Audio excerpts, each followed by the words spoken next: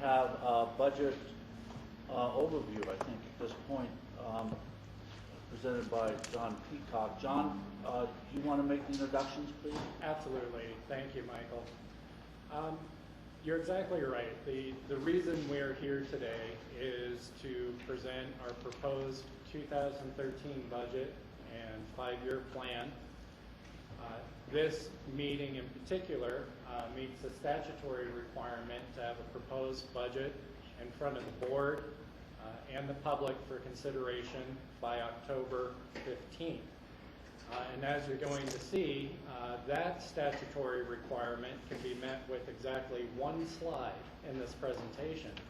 The other 30 Are we going to get one slide, John, or are we going to get No, more? no. I was just going to explain the other 30 or so slides that we're going to be going through today are there for the purpose to really start to provide some background for the Board of County Commissioners as you consider the adoption of the proposed budget in December.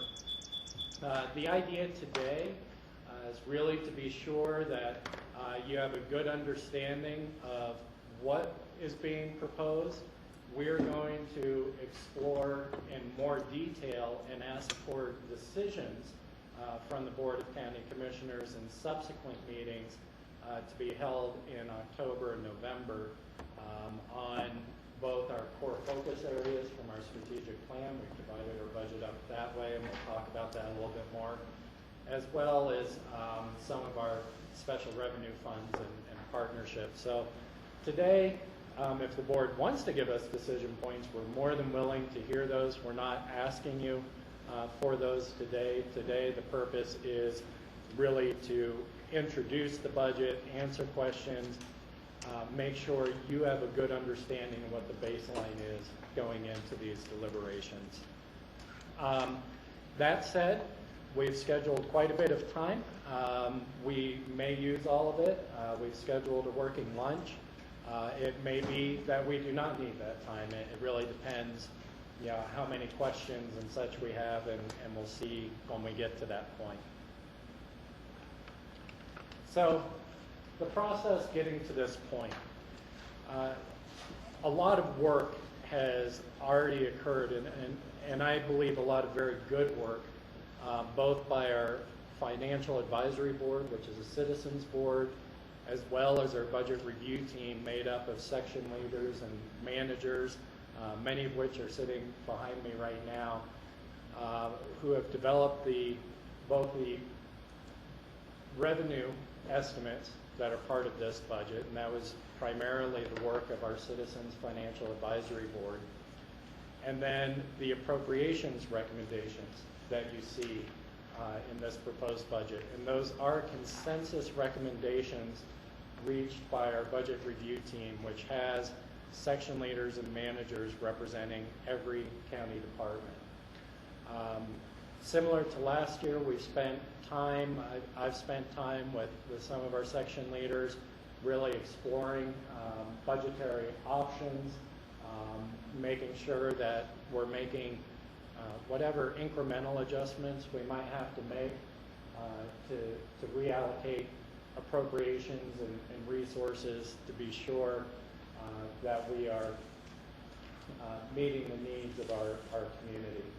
And like I said, what you will see today does represent the consensus recommendations of the organization as expressed for that budget review team.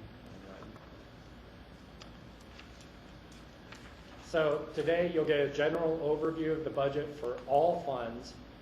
We will spend more time on the general fund. That's where we've spent most of our time, and incidentally, it is also where you have the majority of your budget and the most discretion to make decisions. As I said, we will be presenting more detailed information in meetings in October and November. Those are listed on the screen here.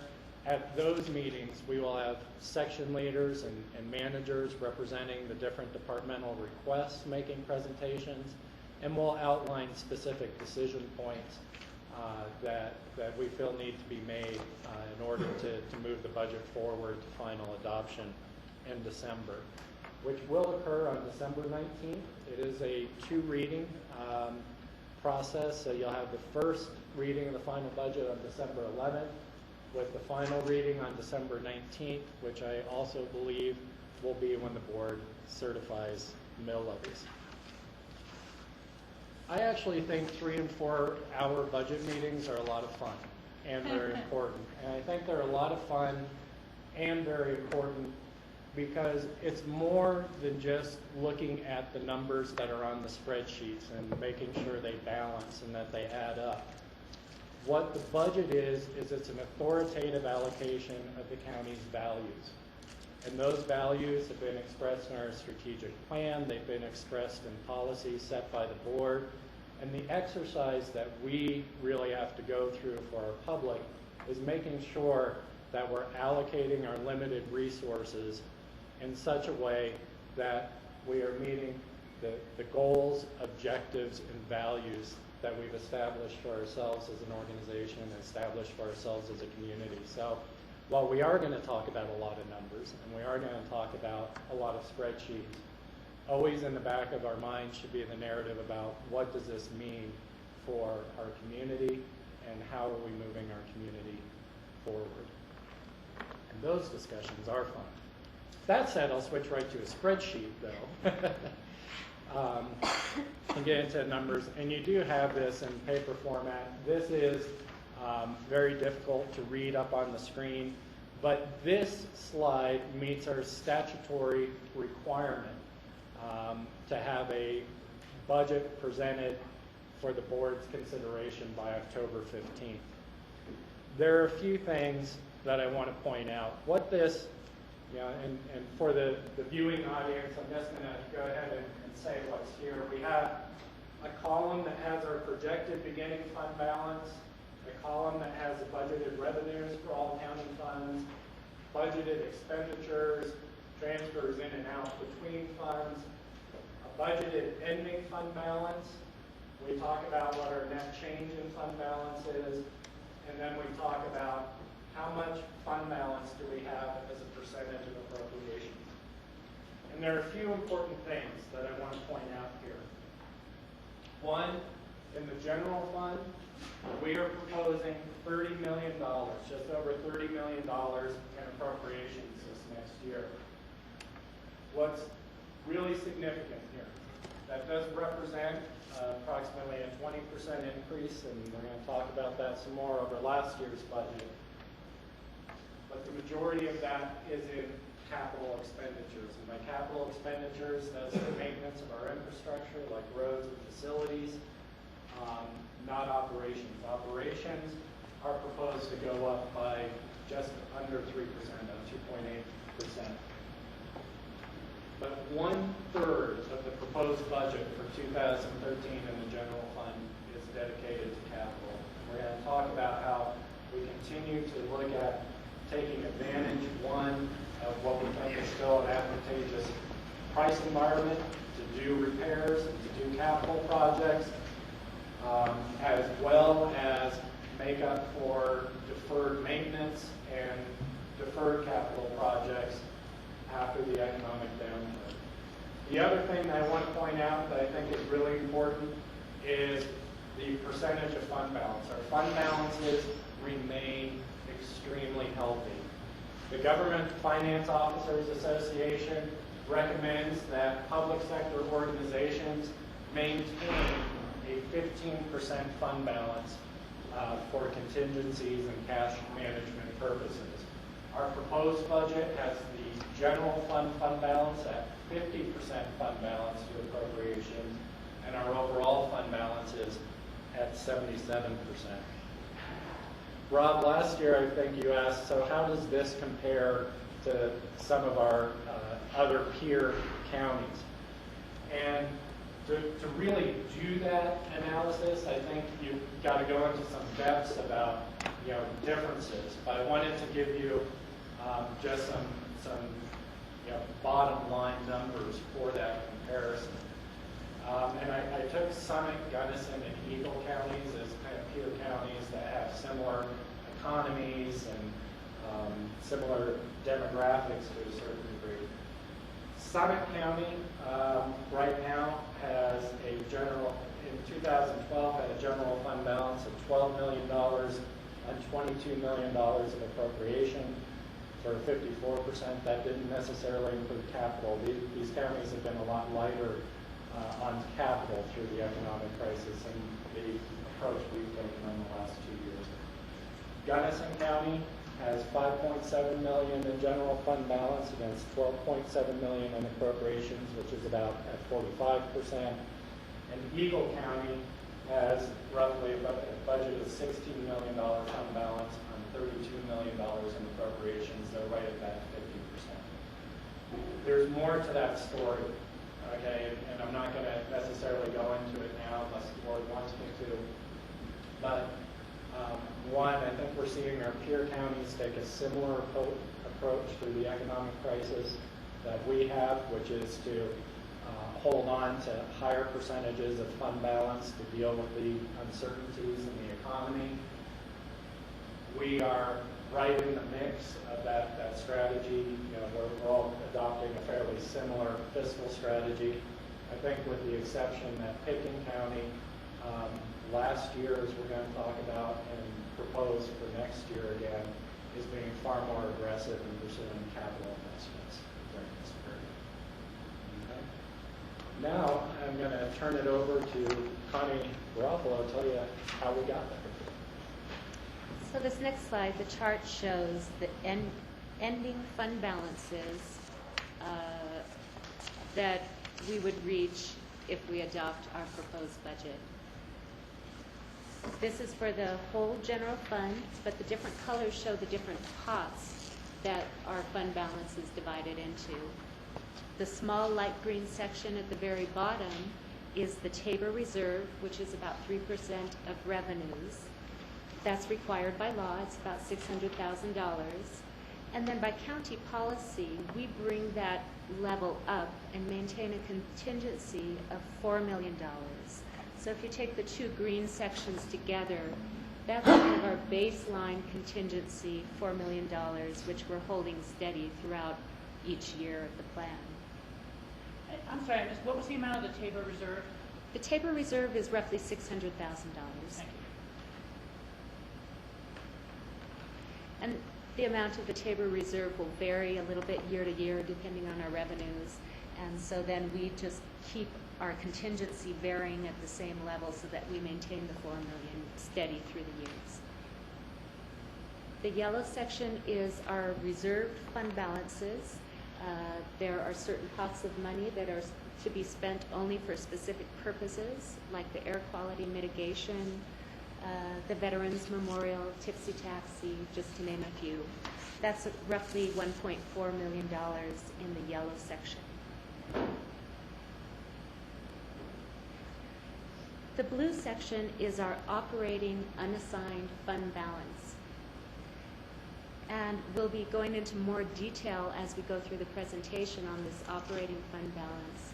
What's important to note on this slide, even though it's a little hard to see, is that we're actually increasing our operating unassigned fund balance through the course of the 5-year plan. We start at roughly $8.6 million, and then we go up by $600,000 throughout the course of the 5-year plan to end with a higher fund balance than we start. $600,000 a year or $600,000 over the whole 5 years. The red section is the capital fund balance, and as you can see, it's being spent down, and again, we'll get into more detail on that in the plan, and also then show the effect 10 years out and what happens to that fund balance. So overall, we project that at the end of 2013, we'll have about $15.5 million for the whole general fund, and then end at 2017 with about $14.4 million.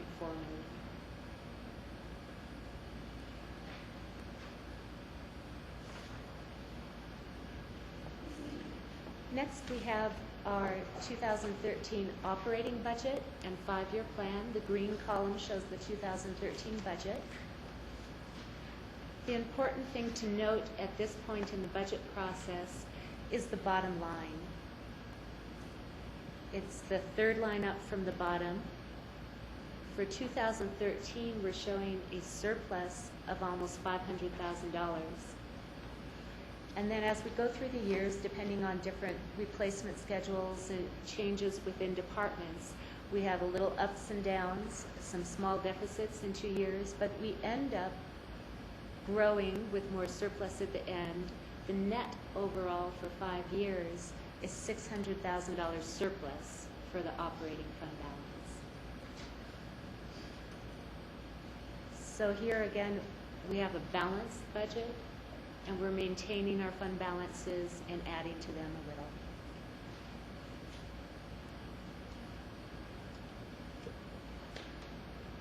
Any questions on the 5-year plan? We're not going to get into all of the details right away, but just to show you that we are presenting a budget that is balanced. All right, the next few slides are about our revenues. We're calling them key economic indicators. What we're going to review today is sales tax, community development fees, the assessed valuations and how they impact the property taxes, and investment and or interest income.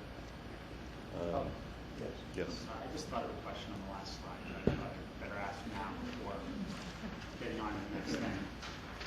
Does this budget account for all of the buy-ups that we have in our packet? So, because there's a good deal of buy-ups, probably close to $1 million worth of buy-ups. It accounts for 500,000? It accounts for the buy-ups that the budget review team recommended move forward. Okay.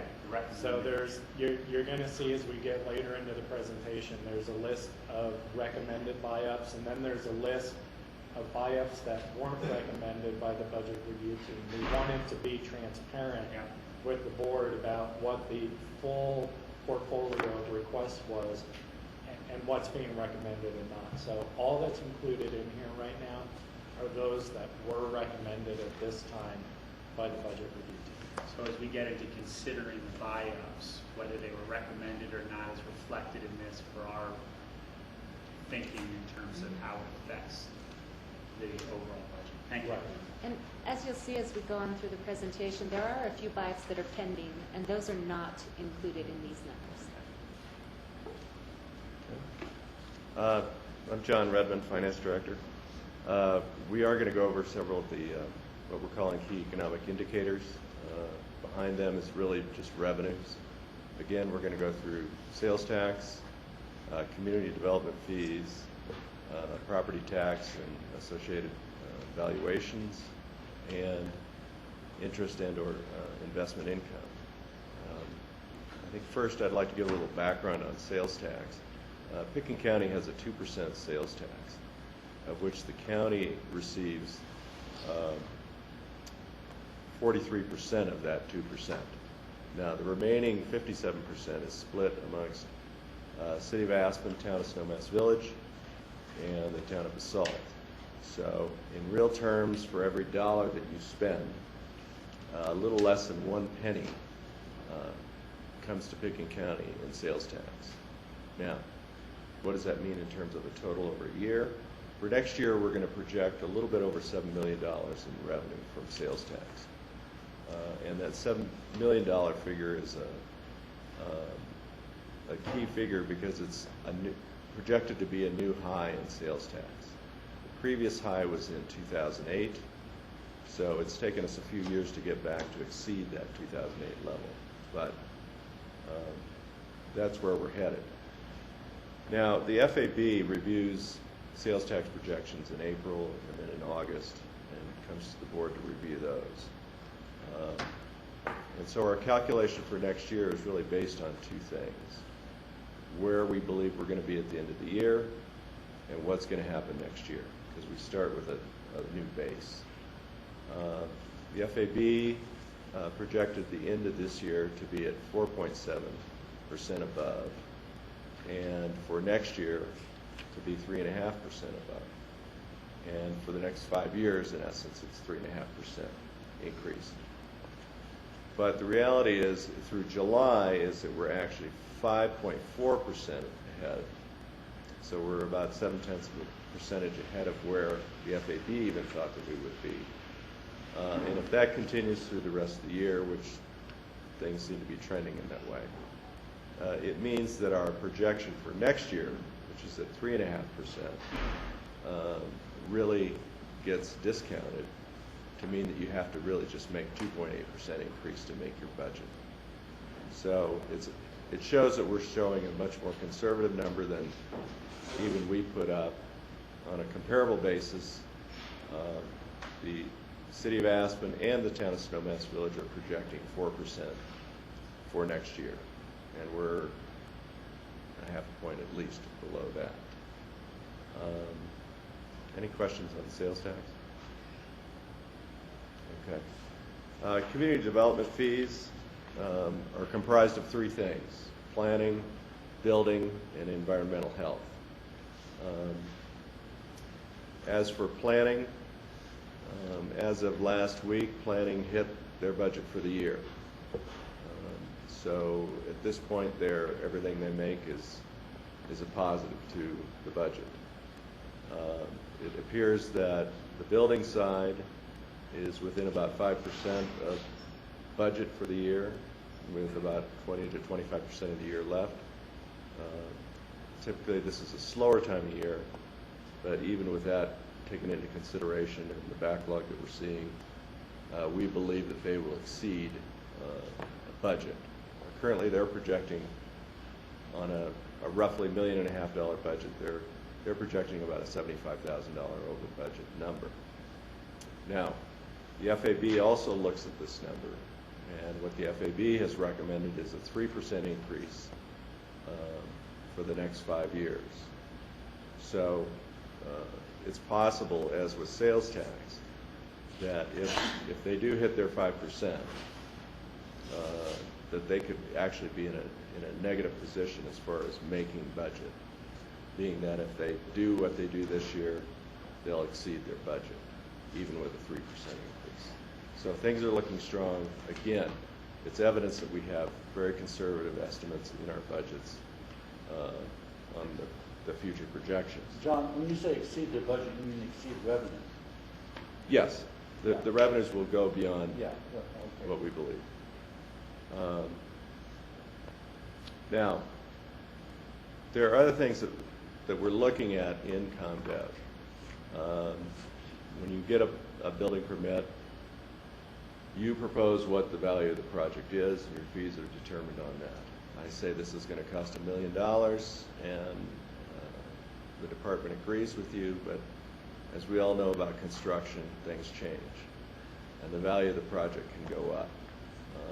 And we believe that we're not capturing that, and we see the evidence in the use taxes collected at the end of the job, where there's a true-up, and we see that the difference between the estimated cost of the job to ComDev and the final disclosure to use tax at the end can be substantially different. So we're looking at trying to gauge if there's some way that we can recapture some of these underestimated fees in the future, because we think that they could be quite substantial. And as we get further into the year, we'll come back to the board and talk about that. There isn't any projection of that recapture in these fees. That would all be in addition to the existing fees. So, John, what you're talking about is reconciling projected cost of a project with actual cost of a project at Yep. some point at the end of the project, and having reconciliation and fees adjusted to meet that reconciliation. That's correct. So if we look at that, another thing that we'd like to do is have the FAB review potential fee increases on an annual basis. One of the things that we haven't done in the last few years is have a formalized yearly review of the fees to say whether or not we need to increase them or not. And I'd like that to be a part of the potential meeting of the FAB in April to make some recommendations on whether, in a discussion with the people from community development, to talk about raising fees. So it's just another component of how we're trying to look at our fees. Are we capturing that which we already are allowed to collect, in addition to the fact, are we getting enough based on the cost of the department? Which kind of goes back to its growth paying for itself, or what is the cost of this plan? And I just added, a third question that would likely be part of any analysis then is the burden of the fees being distributed appropriately between different kinds of projects. And so we don't have a proposal, but we do think that we need to be more structured and consistent in how we approach both implementing our existing process as well as, evaluating on a regular basis our fee structure and amounts.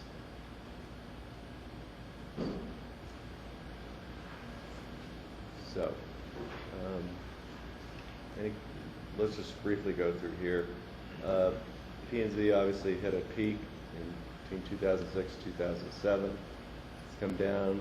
It appears to be on the rise for the last this year and last year, and we're again showing a 3% increase on the out years. That appears to be a conservative estimate at this point. Let's go to the next. Building inspection fees are roughly the same. We had a substantial drop after 2008, and I think that the projected 12 actual on this chart will actually be substantially higher. Next. Any questions on ComDev fees? Okay. Assessed valuations. This chart shows the drop in the assessed valuations of property. And we've discussed before the differences between the limitations that the county has and the other districts in some cases do not. The TABOR, the Taxpayers Bill of Rights, dictates a limited amount of increase to property tax, and it's limited to growth plus inflation. And we have, over the years, there's been a gap between the assessed valuation and what we're able to collect. What this means is that while districts such as CMC may immediately feel the impact of a drop in valuations, we have not. I think several years ago we talked that property values would have to drop by 50% before we would start to feel the squeeze on our property tax revenue. Based on the drop that we saw in the last valuation, we feel that property values would have to drop another 25% before they would start to push into our property tax revenue. So again, it's affecting open space, it's affecting CMC and others, but the outlook still looks good in terms of our revenue continuing at the same rate. Any questions about assessed valuations? Okay. This chart is showing again assessed valuations and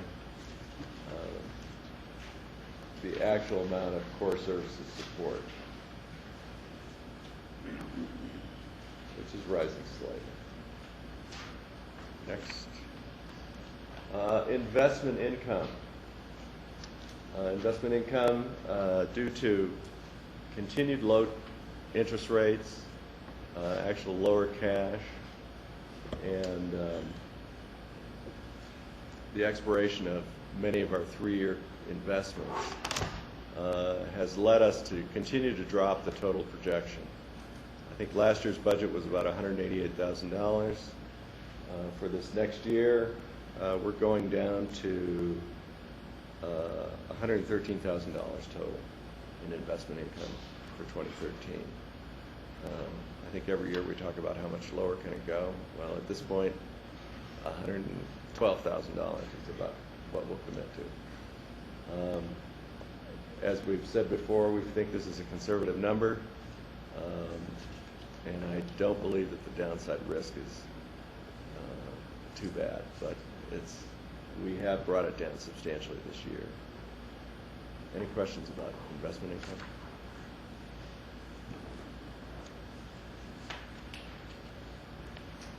Okay, this is well, before I go into the consumer price index, really, if you look at the full scope of the economic indicators that John Redmond just spoke about, I think the theme there is that we've hit a level where we're seeing now, or we're projecting slow but steady growth. And this is a little bit of a change from how we've recovered from past downturns. The community's had a little bit more of a history of, after a sharp downturn, a sharp upswing. And that changes how you make decisions and such in a budgetary perspective. Really the theme running through all of these is, we've still have some volatile environment issues out there, whether it be international economies or a national economy, but we still seem to be both achieving and moving towards slow but steady growth from the bottom that we hit in 2009. And so this slide really talks about the consumer price index, and the consumer price index is made up of an estimate of how much the cost of consumer goods, regardless of where those consumer goods are made or manufactured, is increasing. And this focuses particularly on the United States as well as the Western Slope and resort regions. And you can see that for Western Slope and resort, we're seeing that consumer price index hovering just at or above that 2% mark. For the U.S., it's really just hovering at or below that 3% mark. And I think the context that's important here is when you're looking at our operating increases for the county, not so much capital, because those will swing broadly with whether you're doing projects or not. But on the operating side, are they roughly in line with what we're seeing with the cost or price increase in other areas of the economy? And certainly being at just under 3%, that 2%, 2.8% number that we have in the proposed budget really is in line with what we're seeing with the consumer price index as we get into our biopic class.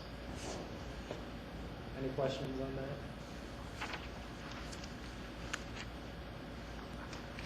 And so we're getting ready now, talking a little bit more detail about what it is actually making up all of these bottom line numbers and such that we talked about.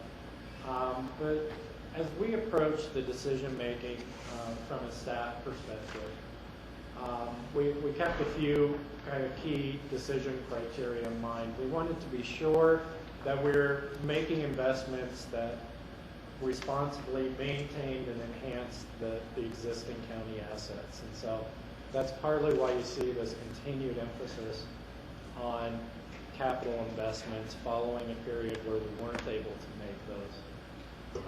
We continue to look at those incremental adjustments in the organization. Where do we see either less demand, or where do we see changes in demand where we can move resources from those areas to areas seeing higher demand? And you'll see some of that in our proposals. It's very important to us that we achieve balanced operating plans. So while we're spending down some fund balance, all of those expenditures are for one-time in capital investments. On the operating side, we have a surplus of operating revenues to cover our operating expenditures, which is key for sustainability. You can always stop and retime projects. It's much more difficult to do that with your operations. Then following on that point, of course, is the use. We're going to talk a little bit about how we came into 2012 actually with more fund balance than what we had projected when we were here talking to you last year. And so we're proposing to use some of that for funding capital projects and these one-time projects and not keeping it for operations in the future. And then, of course, the probably two most important things in this budget, we continue to maintain excellent fiscal health for the county, not just in the next year, but looking forward. And as we'll be able to talk about through our core focus area meetings, we are moving the needle on the strategic plan that the board adopted last year. And so with that, oh gosh, it's still me, I'm sorry. I thought I was done and was handing it off here. Last year, we made a lot of structural changes, including development of the capital plan, redesignation of fund balances. What you're going to see in this proposal is not as many fundamental shifts, but really refinement of the big decisions that you made last year. So you're going to see more emphasis on our capital planning and maintaining the adequate funding to maintain our infrastructure, that shifting of resources. There's a focus on the recruitment and retention and development of a qualified workforce. We're going to talk a lot about that today.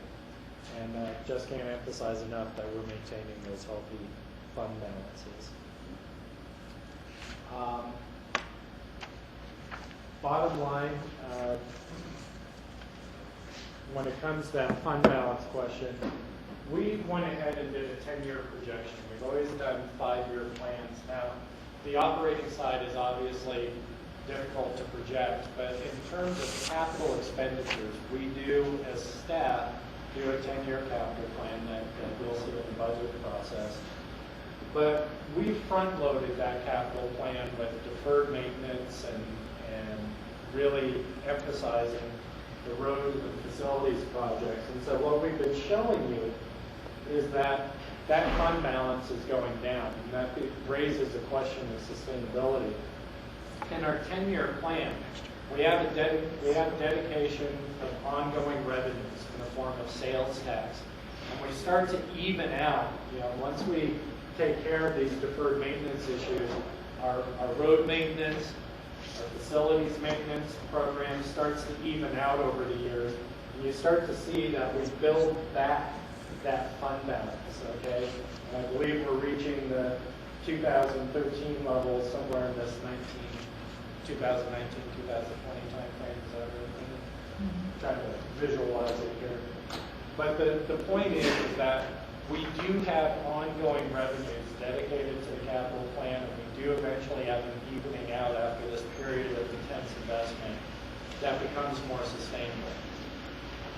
What's more sustainable, though, is the important question. And what that is maintenance, capital maintenance of our existing projects, our existing assets. If we're in a position where we want to improve the capacity, whether that be in transportation or whether that be our facilities, that kind of funding really isn't anticipated in the capital plan. And so we've gotten to the point where we can do a good job, and I think legitimately a good job maintaining the assets we have.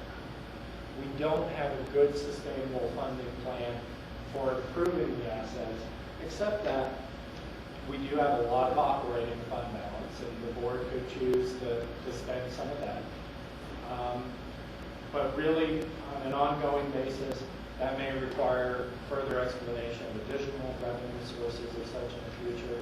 That's certainly not something that we're proposing in this budget, but I do want to be very, very clear. We have solved for the problem of adequate maintenance.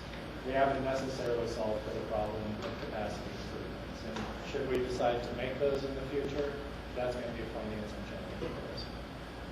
Rachel?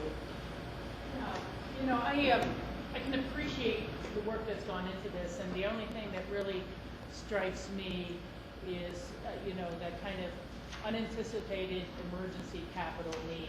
That would then, we have the reserves for that, but how would our plan rebuild those reserves? Should we have, catastrophic fire, we have to up on, more roads out like we had up at Coal Creek this year, things like that, that are just big dollar hits that go beyond this. And so, I'll ask, I'm not asking for an answer now about that, but I think we should, perhaps take a review of, what have been any of the, big unanticipated type of expenses a county could have, and how would that interplay with rebuilding the capital reserve.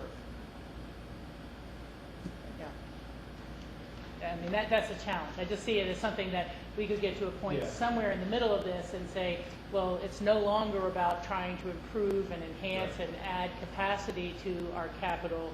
It's really that we need more revenues just to handle emergencies and be able to maintain capital. Well, just if I could, the brief answer, I think, really, if we have a catastrophic event, okay, and we've had a lot of discussions, Joe, you may want to weigh in on this, but really, if it's a fire, if it's, some other catastrophic event, we've looked at, before the Federal Emergency Management agency would step in or such, we've probably got a maximum of about $1 million of exposure, and that's a really bad situation. And so, we've looked at, both these untouchables as well as this. We could sustain multiple years of that. Now, the rebuilding process then obviously would take a lot longer. Now, the likelihood, I don't know when the last time we had a disaster of that kind of magnitude. But obviously they don't happen every year. So we would probably have to make adjustments, Rachel, and maybe retiming some of these projects or relooking at the scope of some of our capital projects. Right now, we're running an operating surplus, so we would slowly continue to build those fund balances back up. And we haven't anticipated that in this structure. Thank you.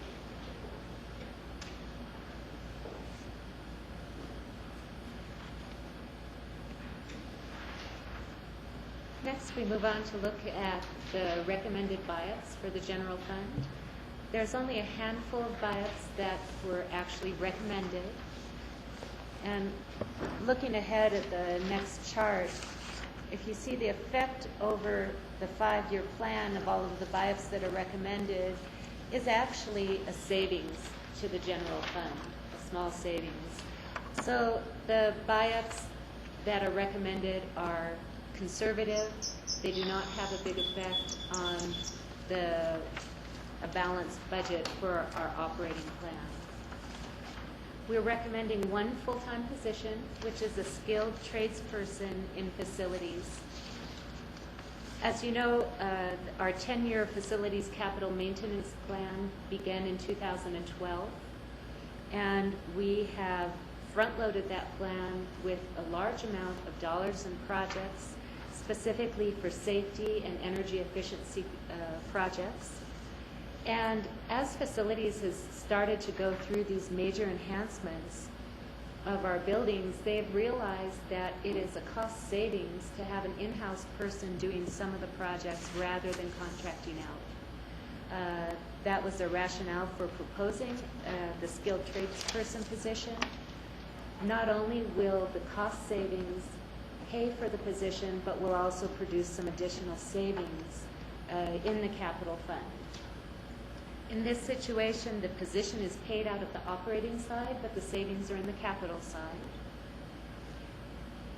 This position was recommended for 2 years, and at the end of 2 years, some of our facilities projects may be scaling down a bit.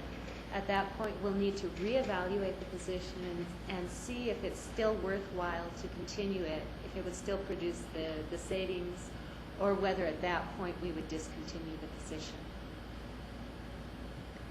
The next If questions? I could just add, Connie, the other reason that the budget review team found this to be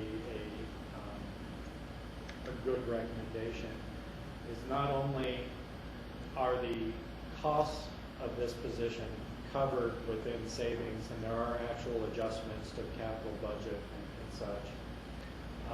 You also get more hours. I believe it's 215 more hours for the full-time position of that tradesperson than what we're currently anticipating contracting for. So for that same money, or for those for the savings, we're also getting additional capacity for other we always have unforeseen projects coming up, and that will provide some internal capacity to deal with this. Rachel?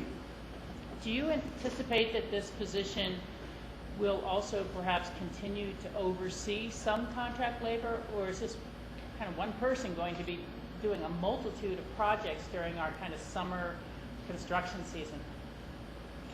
And Jody, I don't know if we could invite you into the discussion here about how you see the skills trade person working. Jody Smith, I'm the facilities manager, and we still have a project manager who is overseeing the contracted work for those appropriate things like fire systems and plumbers and that type of thing. What this skilled labor brings to the organization is they can operate heavy equipment instead of us hiring that out, to excavate where we need to bury some lines, where we would end up hiring that out, to patch and paint after the contractors come in, so that we're not paying that overhead to have those types of things done, like the courthouse when we put the fire sprinkler system in. It's going to really impact the walls and the ceilings, and we have a lot of savings by having that skilled person do that work. Do we have excavation equipment they can use, or they're going to need to be renting that when?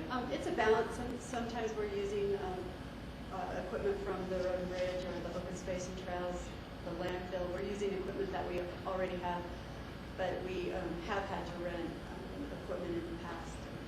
For like the Elephant Mountain thing, we hired it out, but we have an internal staff do that, or a temporary helper do that work for us. So you don't see the skilled tradesperson as part of doing any value engineering on contracts, or forming a bid or request for proposals, just strictly project by project specific? They're really a labor. Thank you.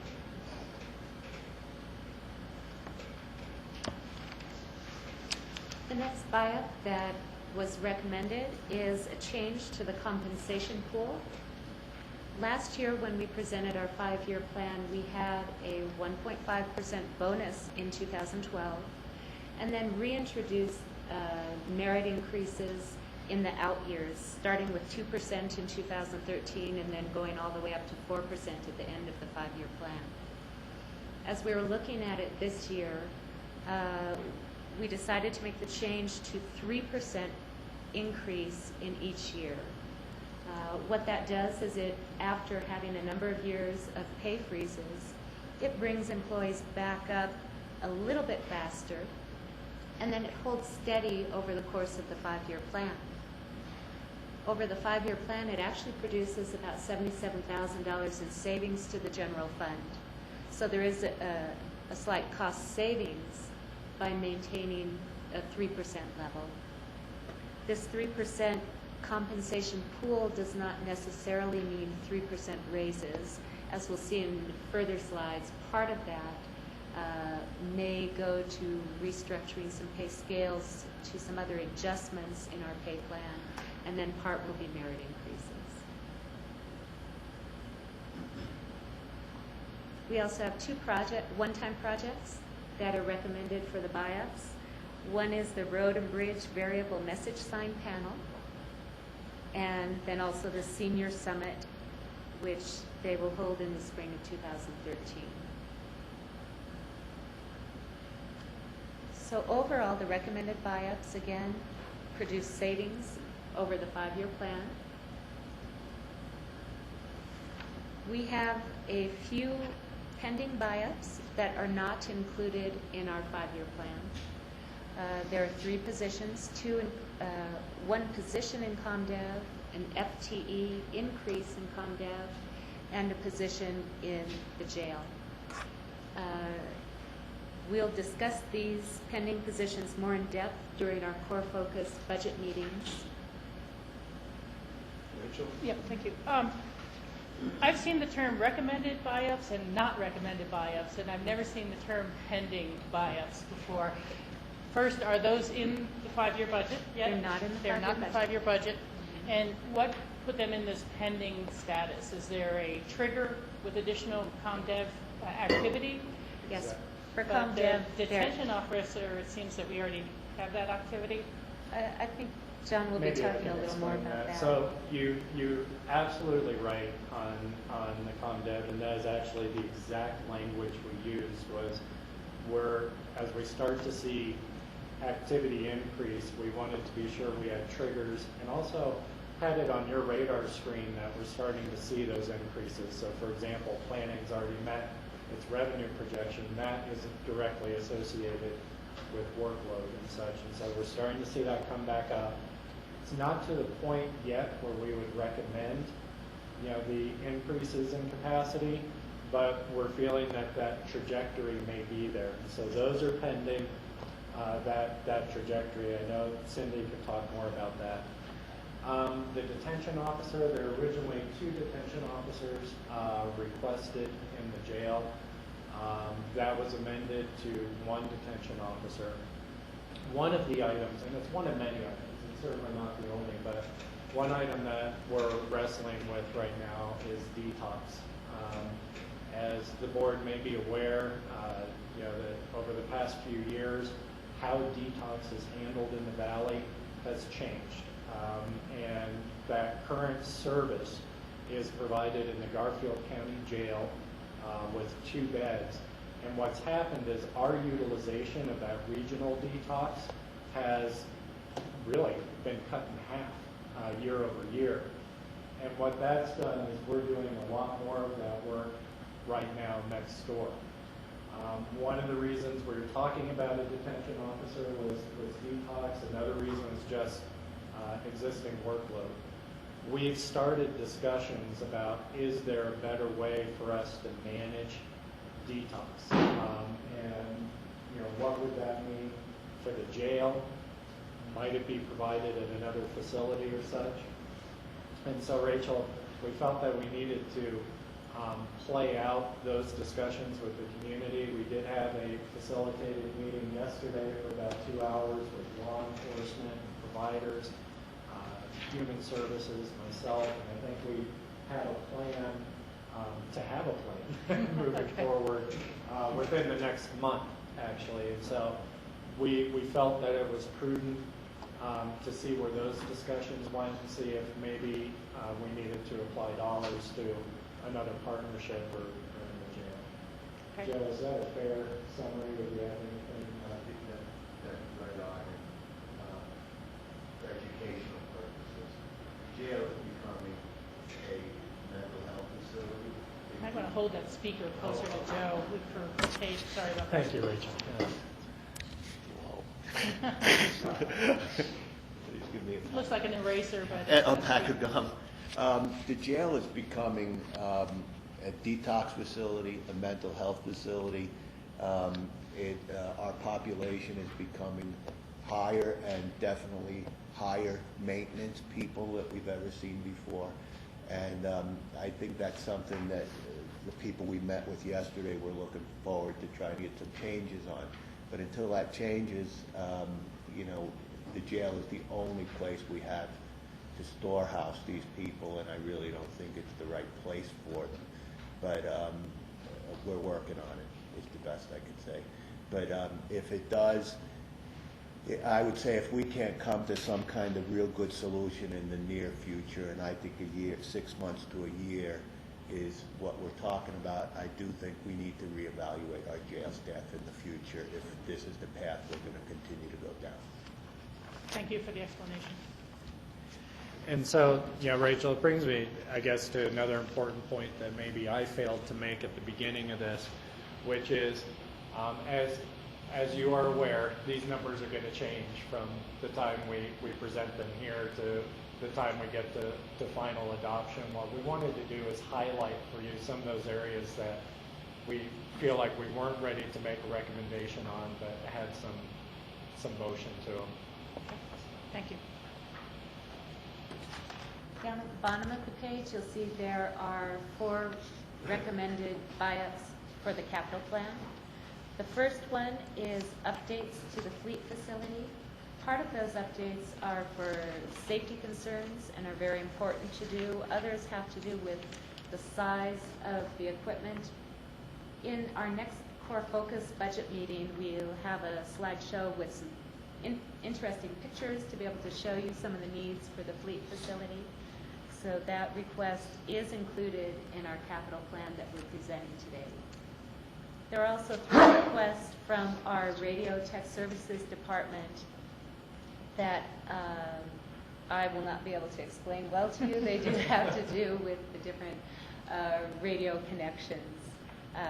We felt they were important, and they are included in our capital plan. Any questions on the buy-up requests? We're going to need more questions if we're going to fill all the allotted time. Okay. I'm trying. So, wanted to explain a little bit how we landed on the changes to the compensation pool. There's really 2 factors that we looked at. One, what do we see happening in the market that it creates a competitive environment to recruit and retain a qualified workforce? And that's what this slide is about, and I'm going to explain it in a second. The other thing we really looked at, though, was sustainability, looking at our longer-term revenue projections.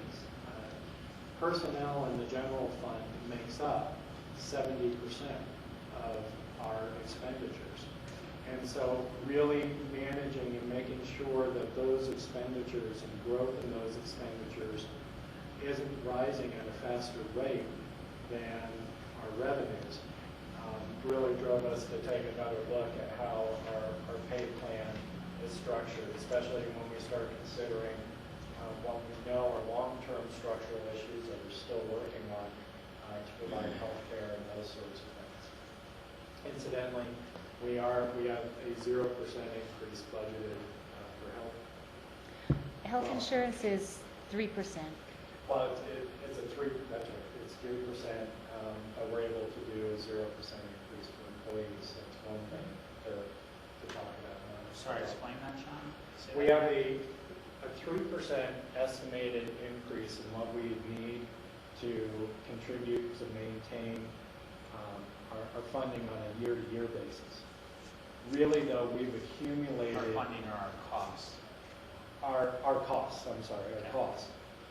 We've accumulated significant fund balances, and we have a separate fund for health insurance.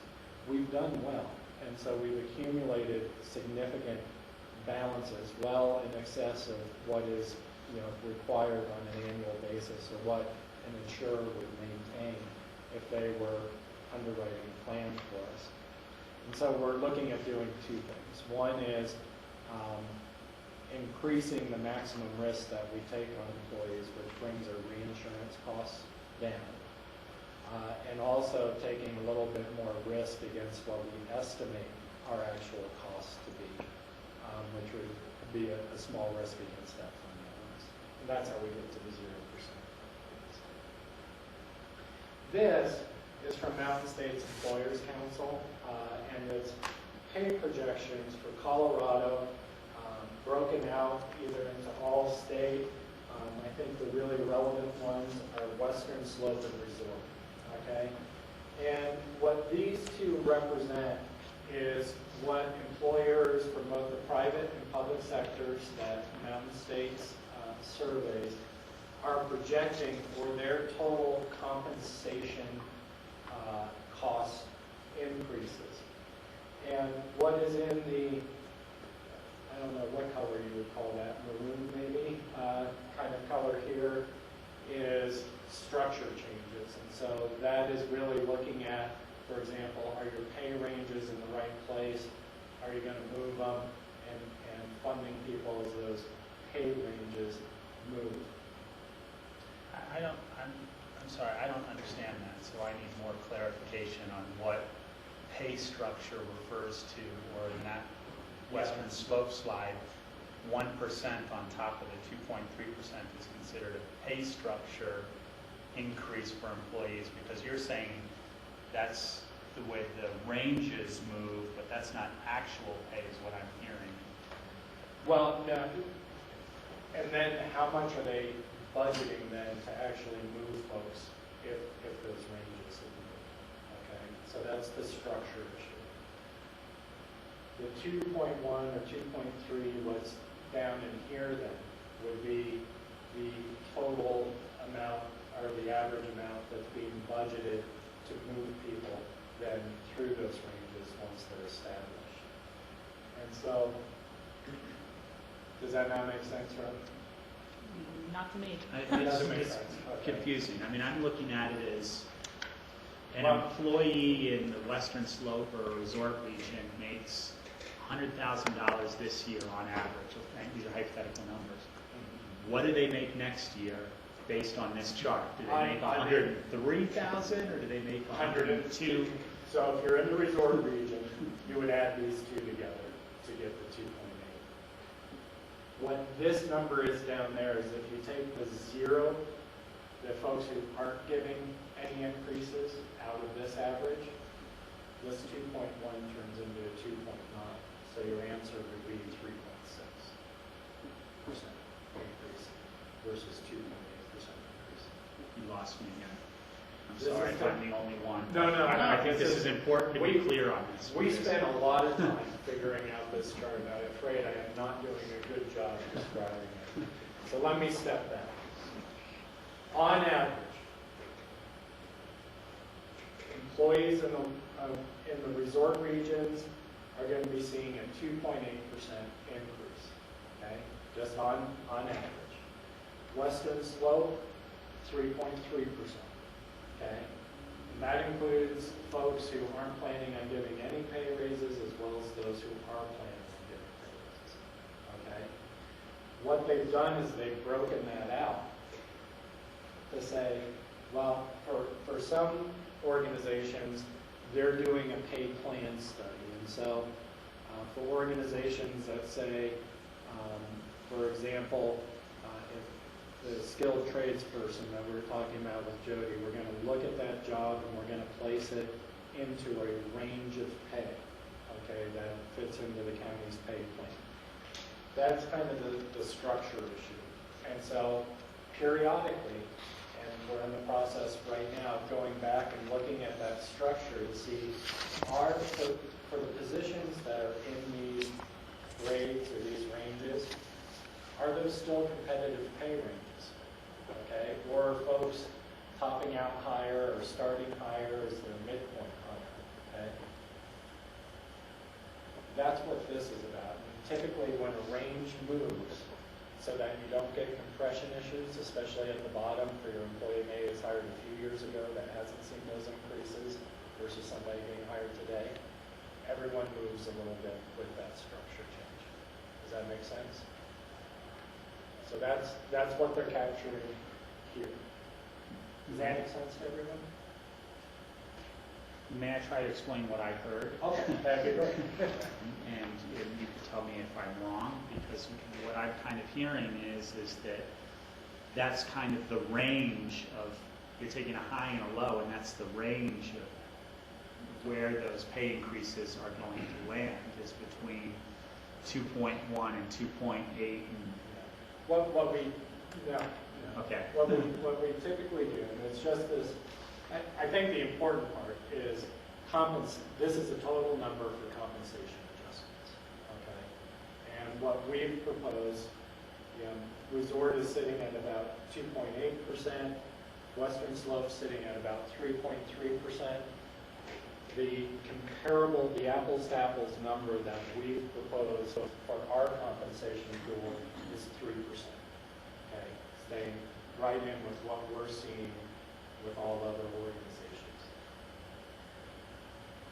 There's two ways that we'll use that.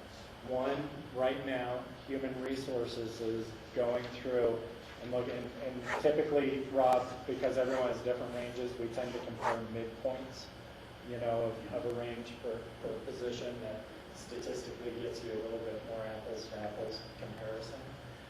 And so we're looking at our job classifications, we're looking at the midpoints of what other organizations are paying. If we have private sector comparisons, or Mountain States does, we look at that. If it's public sector, we look at that combo and see our midpoints roughly where they should be, or we become more or less competitive.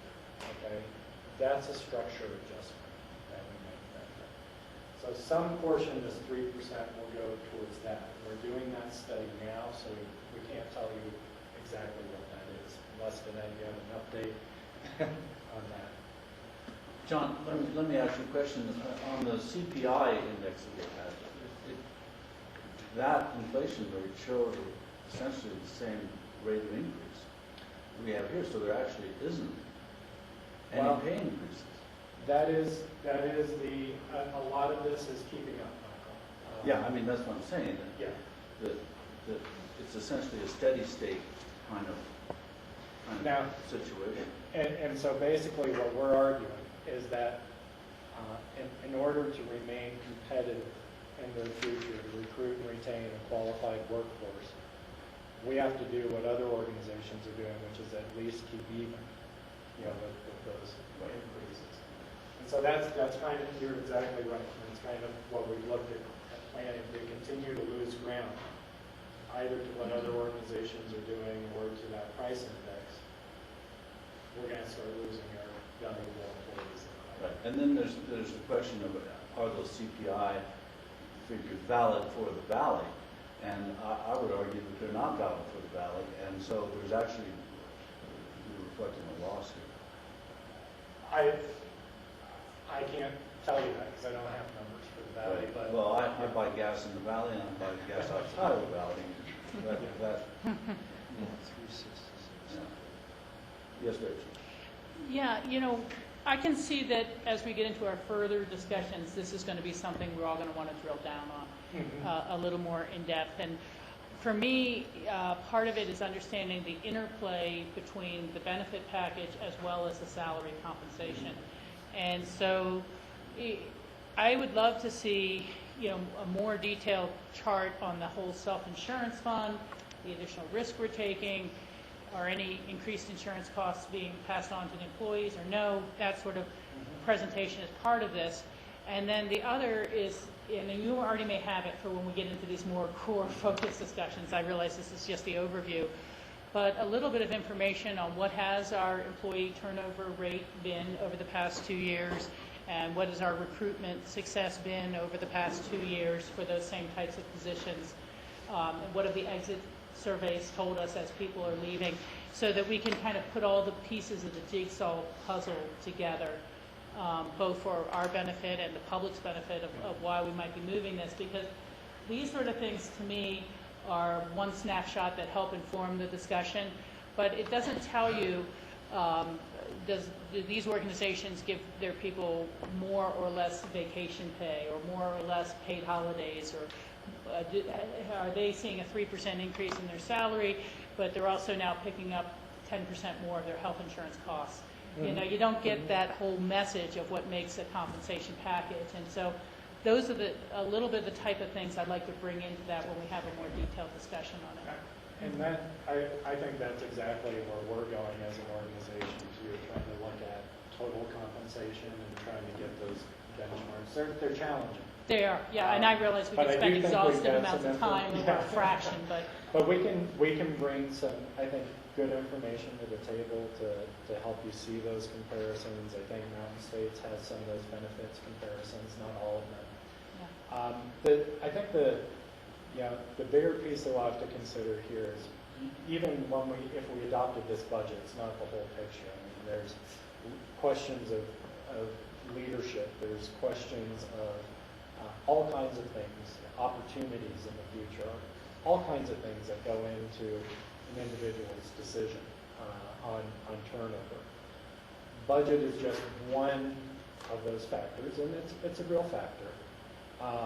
that allows us to stay competitive. And I'd rather plan to have the resources in place and have a balanced budget with those resources in place than to be surprised if we have a recovery in the future and not Can't be keep able up. to be competitive. Yeah, again, this is something to me, whereas you just explained it, it might be something that we start to budget, but we do not fully expend, and I can understand that.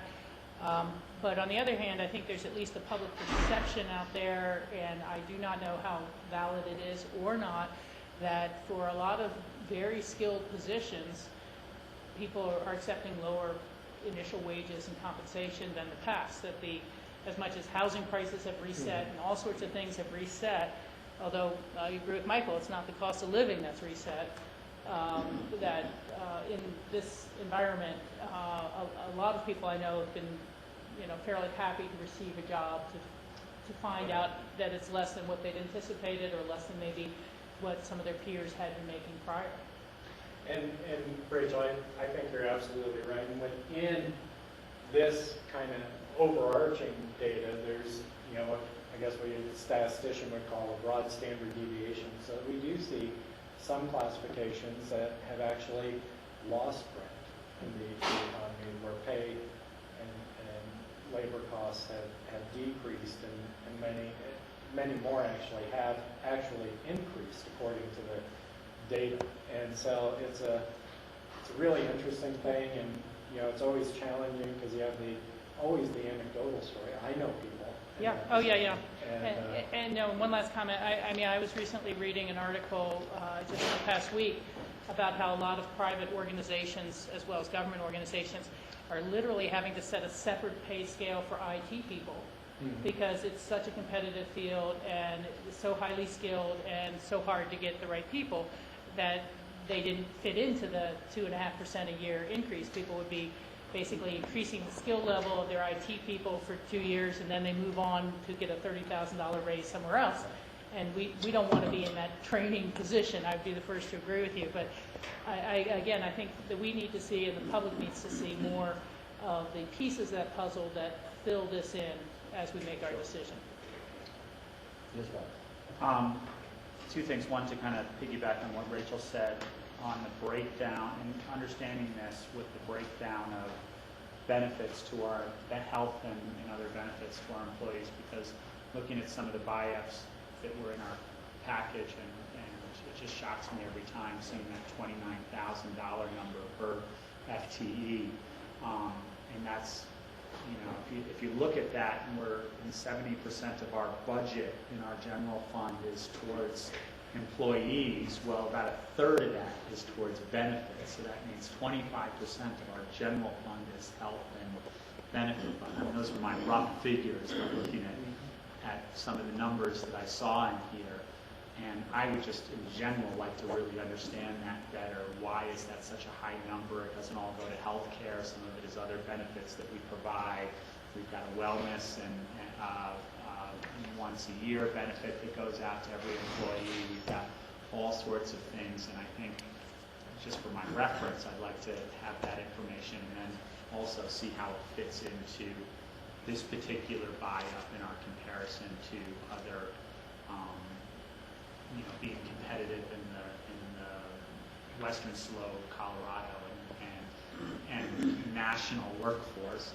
And two, I think a picture that Michael brought up that's not represented in this slide is what's happening in Aspen.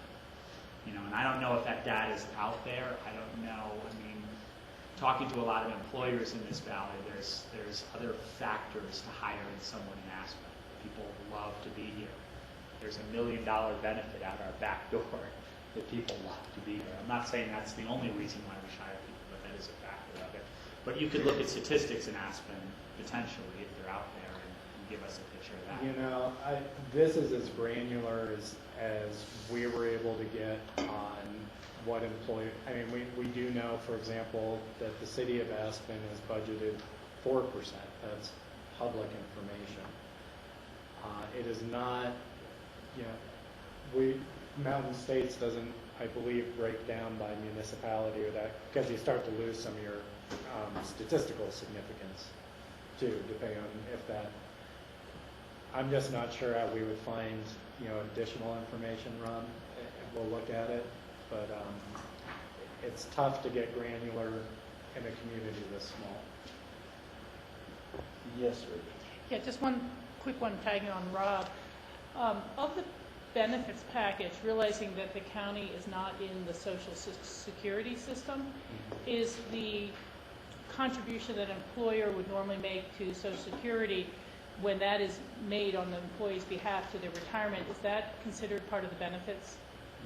So I think that's at least a very large chunk of why that number is so big, and I'm sure you know that as an employer doing Social Security, was it 7.5% of someone's salary? 6.2.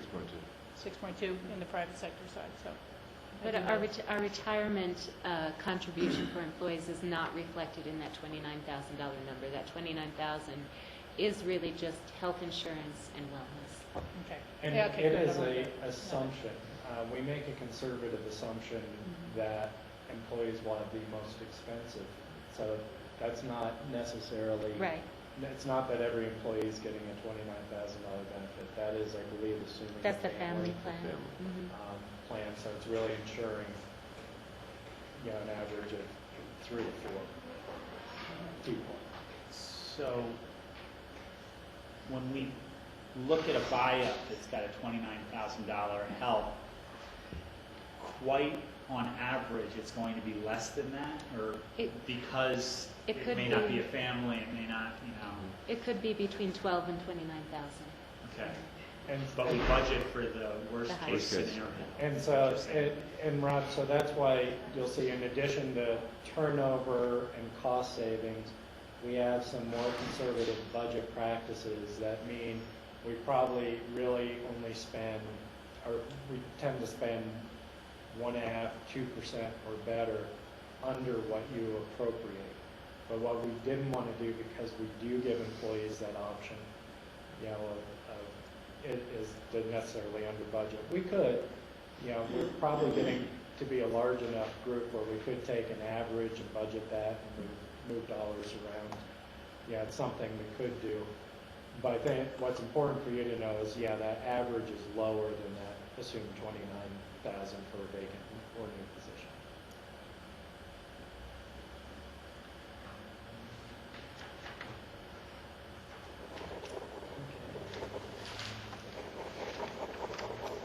Next, we come to the buy-up requests that were not recommended. There are a variety of reasons for different requests not being brought forward. In some cases, like the elections position, the department is working on alternatives and will be bringing back at core focus meeting different plans. What they're looking at right now is achieving some of the same results but at a lower cost. Different look at how they can still meet their needs. So some of these requests, after we started into our budget review team meetings, the department head or the section leader took another look at their buy-up requests and thought, well, let me take this back. Let me see if I can go about it in another way. So the elections request is not recommended. Also, the admin assistant for facilities maintenance is the same type of situation. We did put in larger merit increase requests just to see what could we fund. And moving the merit increase up to 4% was just cost prohibitive. Oh, yes. Why is it listed as, I'm assuming that refers directly to the recommended request, but one is listed compensation pool, and this one is listed merit increase. It really Are they the is. same thing, or are we talking two different things? No, here? and this one too should be compensation pool would be a Okay. better term. That- Merit, Because it's not based on any merit, this is an increase. No, that's not necessarily true. And that has to be determined. When we initially talked about this, we talked about creating funding that would be given in some range to employees based on their annual review. That would be the merit portion. As we really started talking about it, one, we had the discussion about what's going on the western slope and in resort regions, and what's our resort community looking like, and so that reduced the pool that we felt was appropriate to recommend for the 3%. Then we started talking about, well, is it really about a merit increase, or are there other issues that we need to address? Pay structure came up that we felt like some of our, just like Rachel was saying, there are certain types of jobs that are growing at a faster rate than the average, just like there are certain types of jobs that are growing at a slower rate than that average. And so that tends to get our structure out of whack, and that may take some adjustments.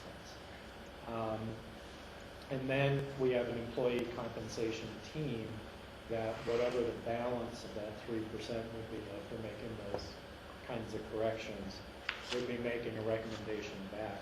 Do we want to put that into a merit pool? Is it, in fact, should it go out as a cost of living kind of increase, given what we're seeing in CPI? And so it's kind of a pool of dollars that we ask our employees to give us advice back on. What's the best way to spend this to recruit and retain a qualified workforce? So in essence, this is kind of budgeting a cap for our Correct. payroll dollars? Correct.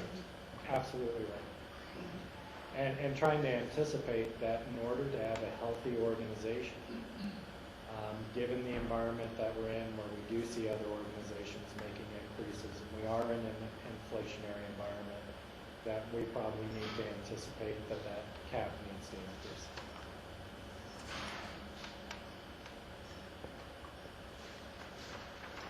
Some of the one-time buy-ups that were not recommended, we realized that we do have some carryover funds from 2012 in the strategic initiative budget that we can use.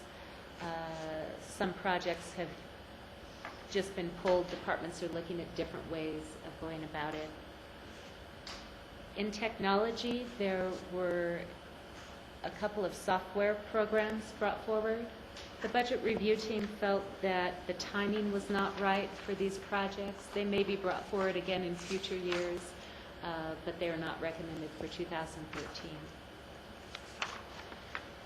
Any other requests or questions on the buy-ups? So Rachel? Yeah, thank you, Michael. I was just wondering on the integrated Roaring Fork Observation Network from Environmental Health as a buy-up. Yeah, and it can be answered at a different time if there needs to be any research. But I was wondering, was that water related?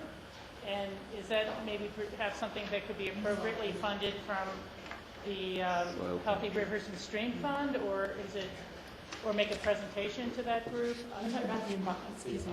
Yeah, the Integrated Roaring Fork Observation Network. Right. It's specifically a soils monitoring device, piece of equipment that monitors soil temperature and various conditions that are in their request. And it's with the Aspen Global Climate Change Group. What they're envisioning is a system that looks at a bunch of indicators, and soils is one of the gap indicators that we don't have any information on. There are various groups that look at air quality, there are various groups that look at water quality, but this is a soils monitoring device that has not been, we haven't monitored in the past, and so this was one device.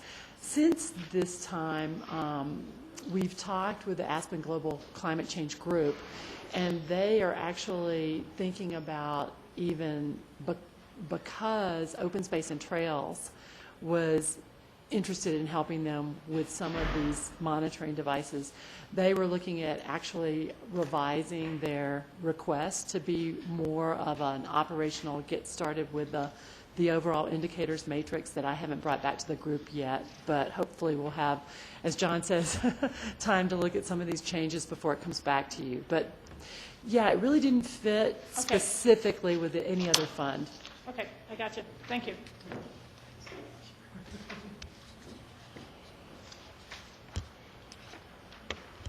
Our next slide shows the number of full-time equivalent positions in different areas of the county. The county has just slightly over 273 FTEs.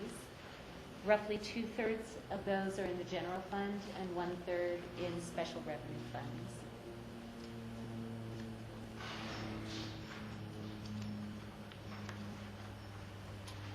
Okay. Michael, I just wasn't sure, we were scheduled for a break at 11:30, and we've got a nice break in the presentation where we're getting ready to go from the operating buy-ups into the capital fund. I don't know if you all would be interested in getting some fresh air before we drag you into another layer of detail.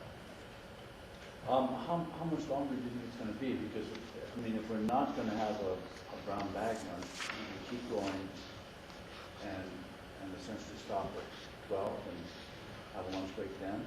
Well, we only have about 5 or 6 more slides. I think they're fairly meaty, but we could keep going. I just wanted to note that we were at that scheduled break if the board wanted it. The capital plan, I think will probably actually take about half an hour, 40 minutes to So talk that about means we can take a regular lunch break. Is that Yep. what we're agreeing on?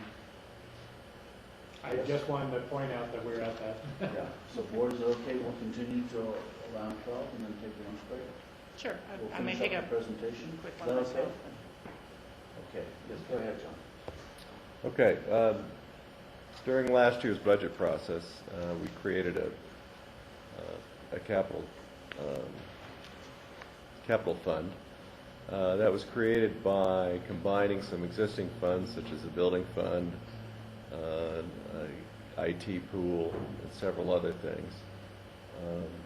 Overall, in addition, the biggest change was that a particular percentage of sales tax was designated to this fund. Previously, we had capital funding within department budgets, and it made it difficult for us to look at the entire plan, and everything was looked at capital-wise in a silo. This way, it combines everything into one area. It's made it easier for us to separate it from operations, and during good times and bad, the fund may see varying degrees of funding. This last year, as Connie had said previously, we spent a fair amount, I believe $2.9 million of additional funds for both roads and for facilities changes for energy savings. These have been extremely well received. The reason for the acceleration on these projects was about potential savings. I think we got some great deals, and the feedback from the public has been fantastic. Over the next 5 years, we still have a substantial amount of money going to roads, facilities. Vehicles is pretty much the same, along with IT and the tech services. So realistically, it's about roads and facilities. I think that for next year, we have 3 large items. There's a Highway 82 underpass at the airport, which is slated for about $3 million, of which I believe $2 million of that is potentially coming back in the form of grants. We have AABC improvements of $2.6 million, which are related to the roads and drainage systems. We have a bridge near the end of Castle Creek for about $750,000. And we also have some money set aside for changes to the fleet building, which are related to safety issues. In addition to that, on the out years, we have some money set aside for potential improvements to the Courthouse Plaza, which are in the, I guess, $3 million range. I think there's some planning money in there for next year. Are there any questions about any particular projects or revenues or anything? Those aren't itemized here, the project you just outlined, where are they on that? Those are in a, What we've brought to you today is the overall capital plan. We'll get into more details on specific projects as we're into the core focus meetings. So this chart here just shows road capital improvements of 5.9 million. It doesn't show you the breakdown of how much is the underpass and how much is the ABC and so forth. And we will be bringing that back to you at the next core focus meeting so you can get into the details on it.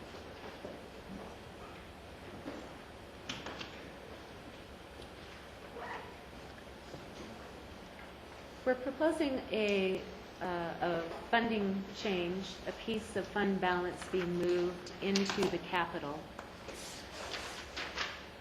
This chart, the first column in it, shows an operating unassigned fund balance of about $8.3 million.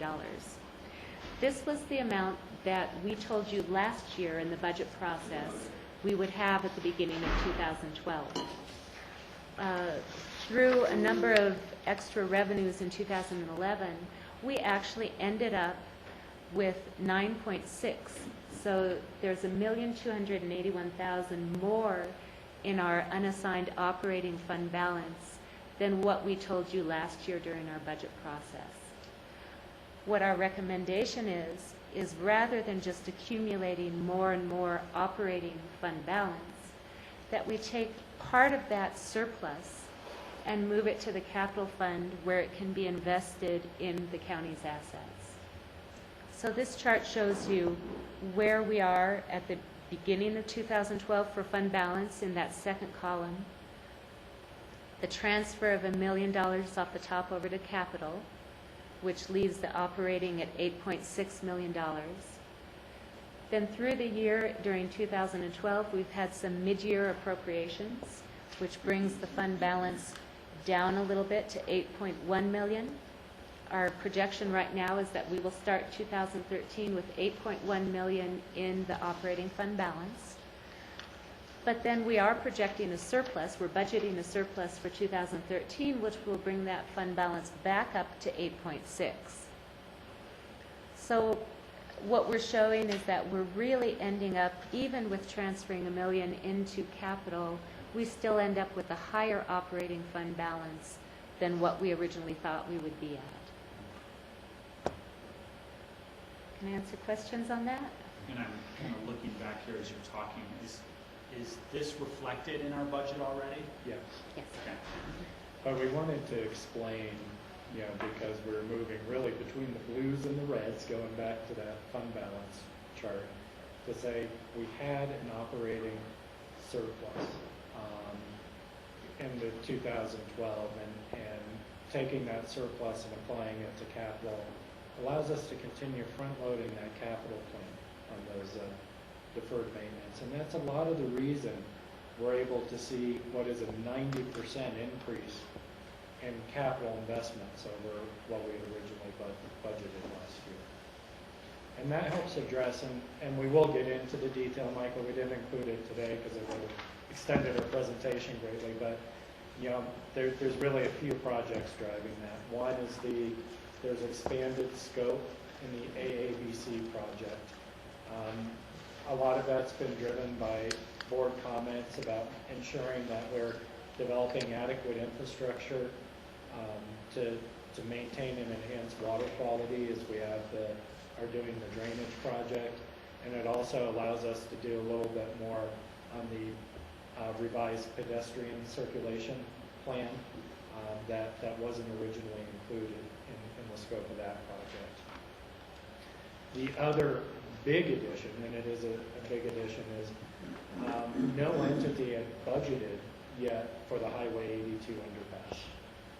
We're having discussions with funding partners, whether that be Colorado Department of Transportation, and the EOTC, and other funding partners, about who's going to pay for it, but no one had really taken the bull by the horns to say it's our project. And so we did include that highway underpass with revenue, grant revenue estimates in our capital budget because we really have been the ones driving and pushing that project.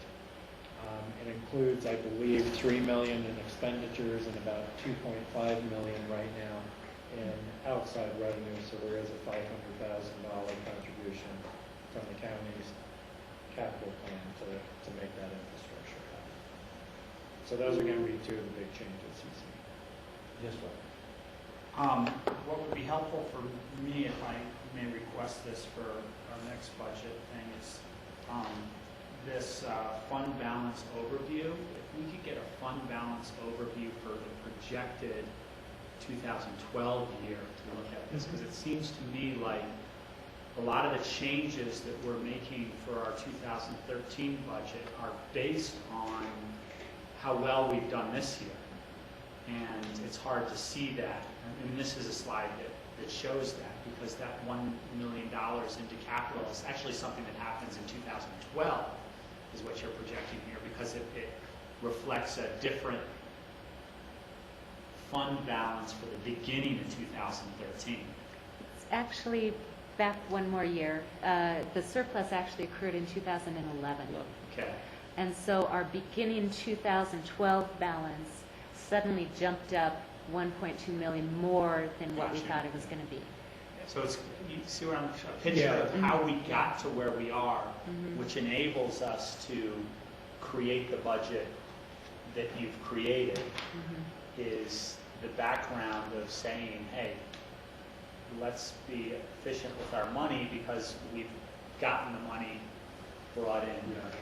And and we'll try harder on that, Yeah. because that's what we were trying to do here, was to say, when we came to you last year, we gave you a 5-year plan that said we're going to maintain roughly this amount in operating fund balances. What we wanted to show you was that we could transfer that $1 million from operations to capital and still keep the promise we made you last year. So we'll try and figure out it. And that's what we were trying to say here. We'll try and bring some more information. No, I see it being Yeah. said here. I think it just needs to be explained with other, how it fits into the big picture, to me. Right. I think that would be helpful for I me. just want to reiterate that the $1.2 million is actually, it's a prior year 2011 booked amount. Yeah, gotcha. It's real money. It's a real thing. Yeah. It's not a projection. But we can show the Yeah. go forward year.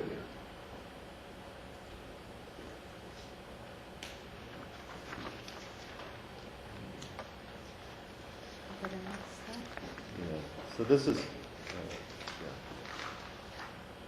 this shows, as you can see on the far left, in 2012, due to roads and facilities, we spent a quite extraordinary amount of money, which is great. I mean, it's. We got a lot of work done, that's the We got a lot of work done. I mean, it's really, it is great. And as you can see, it's on a relative basis,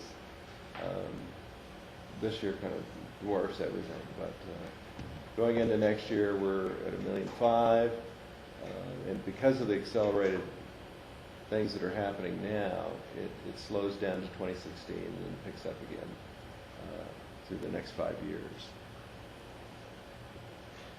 Any questions on where the cap fund balance is going? Yes, Rob? Just a statement to be clear to our listening audience on Granicus and whatnot, that, as you put it, tremendous amount of money that we spent this last year was all based on capital improvement projects to save us money in years going forward. And they were scrutinized very heavily on how we could accelerate projects that were already planned for the most part, and how those spending that money now would save us more money than what we had anticipated in spending down the road.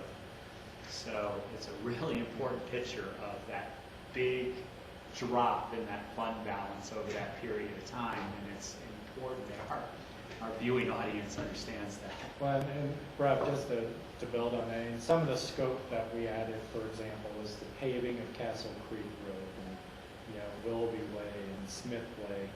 And we were able to pave those projects, and Brian, correct me if I'm wrong, at about 40% less than what we were seeing in asphalt costs. It was a tremendous opportunity.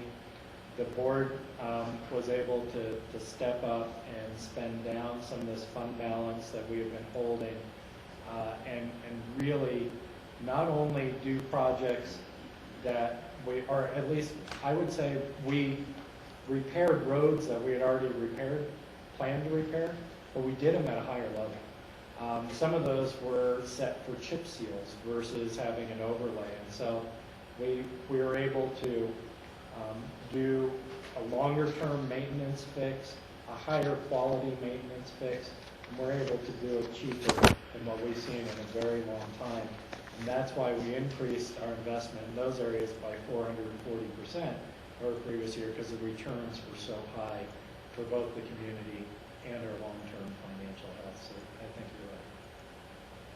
Yes, Rachel? Well, and just to, kind of augment what you've brought forward, I think it's so important to have pointed out, because the Colorado Department of Transportation was doing work on Highway 82, we were able to kind of glom onto their contracts and the mobilization they had with their contractors. So it wasn't just all the economic downturn. It was a very strategic opportunity while the contractors were already mobilized in the valley. Very fair. This chart also shows you the sustainability of our capital fund, with 46% of sales tax as a steady funding source, even with the large capital projects that we've front-loaded into the plan. It's still, even though it drops down in 16, but then it rises after that. So it is sustainable, maintaining our current levels for roads and facilities.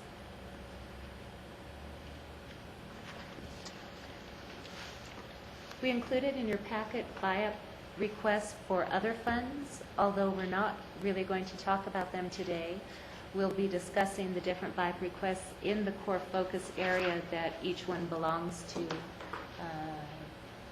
But we went ahead and included them here so that you could see them ahead of time. There are a number of requests that we will be recommending as we go through the core focus meetings, and then a few requests that are not recommended. And I just note one potential correction here, the mobile Part 139 inspection system from the airport that we're showing being not recommended. That may actually go into the recommended and revisit that one. So when we get to the core focus area, we'll make that clear what our intention is there.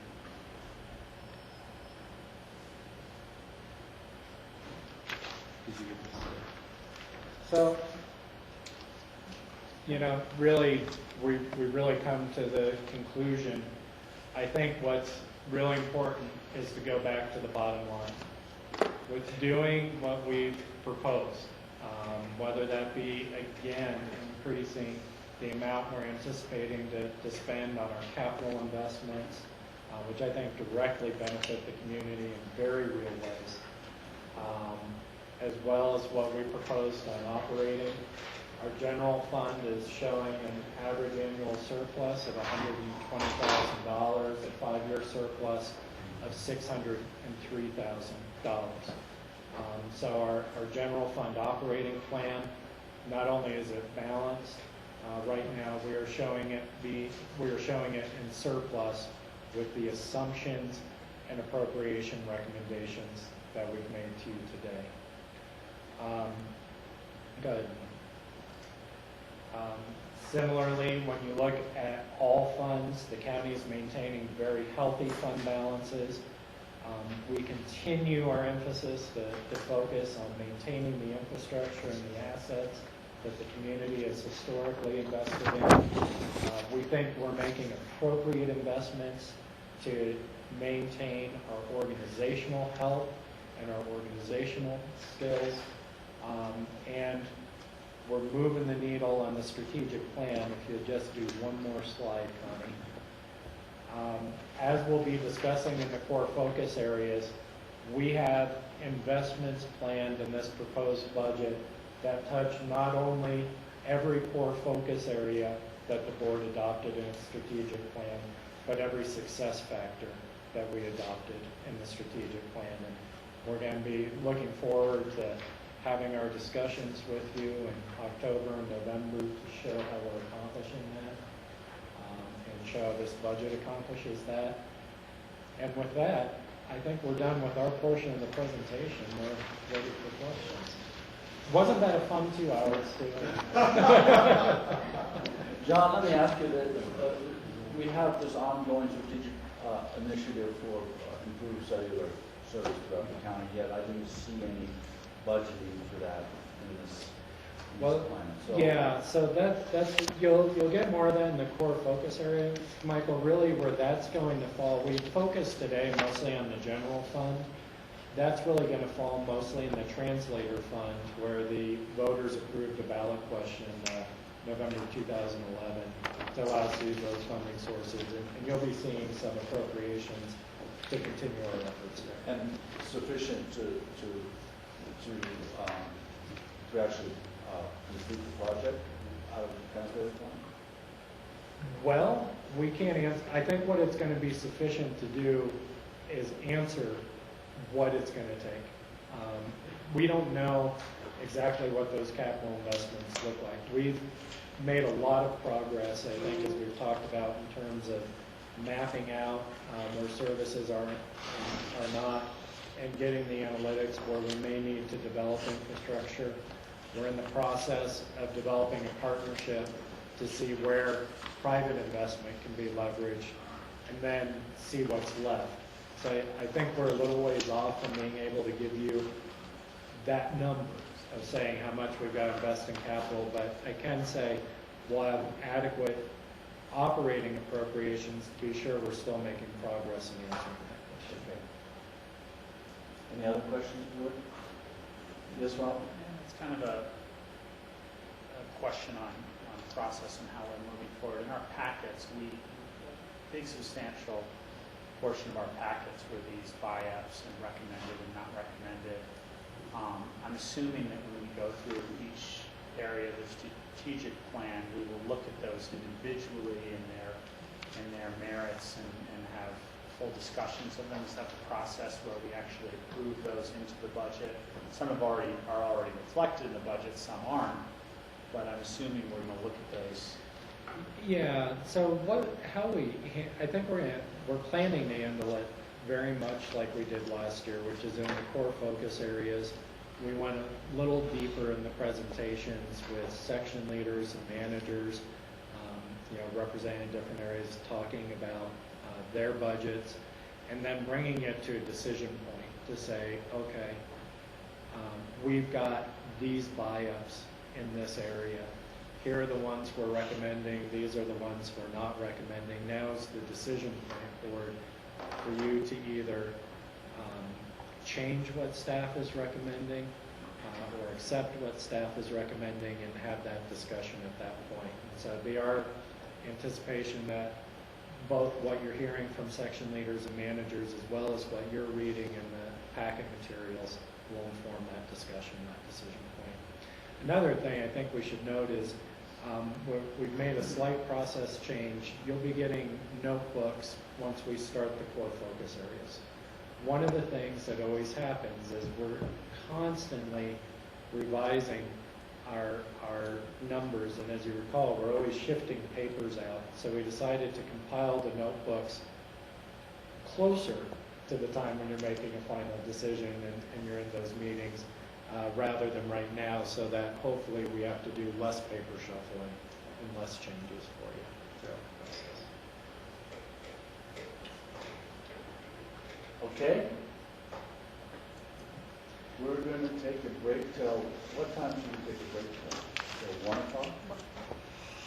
When are we scheduled to start again? We're scheduled to start again at 1 o'clock, and I just add, I look forward to any questions, comments, or concerns in addition to what you've already expressed to us, so we can be prepared for those when we get into the core focus areas. Thank you, John, Connie, that was a great presentation. Thanks everyone else who came to listen in. Yeah. All right.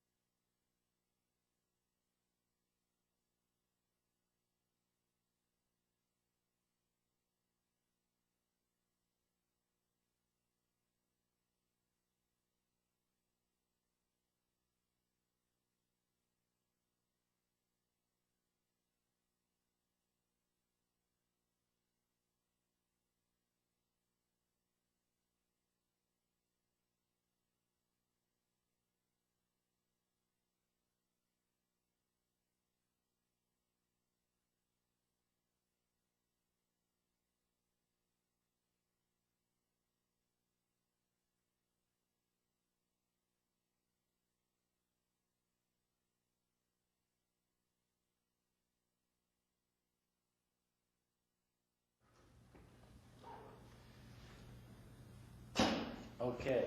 Welcome back. This is the Board of County Commissioners work session for October 9th, 2012. It's 1 o'clock. We finished with our budget overview this morning, and now we're going to begin the afternoon session with citizen board interviews. And we have Will Rutledge here, who's applying for a position on our housing board. Will, would you come forward to this table, please? Just sit down, please. Make yourself comfortable. Raise my hand or something. What we do in these interviews is just to find out who you are, why you want to be on the board, that kind of thing. So Sure. a very simple interview process, or it can be simple. It can be tough. It can be tough, but it's always fair.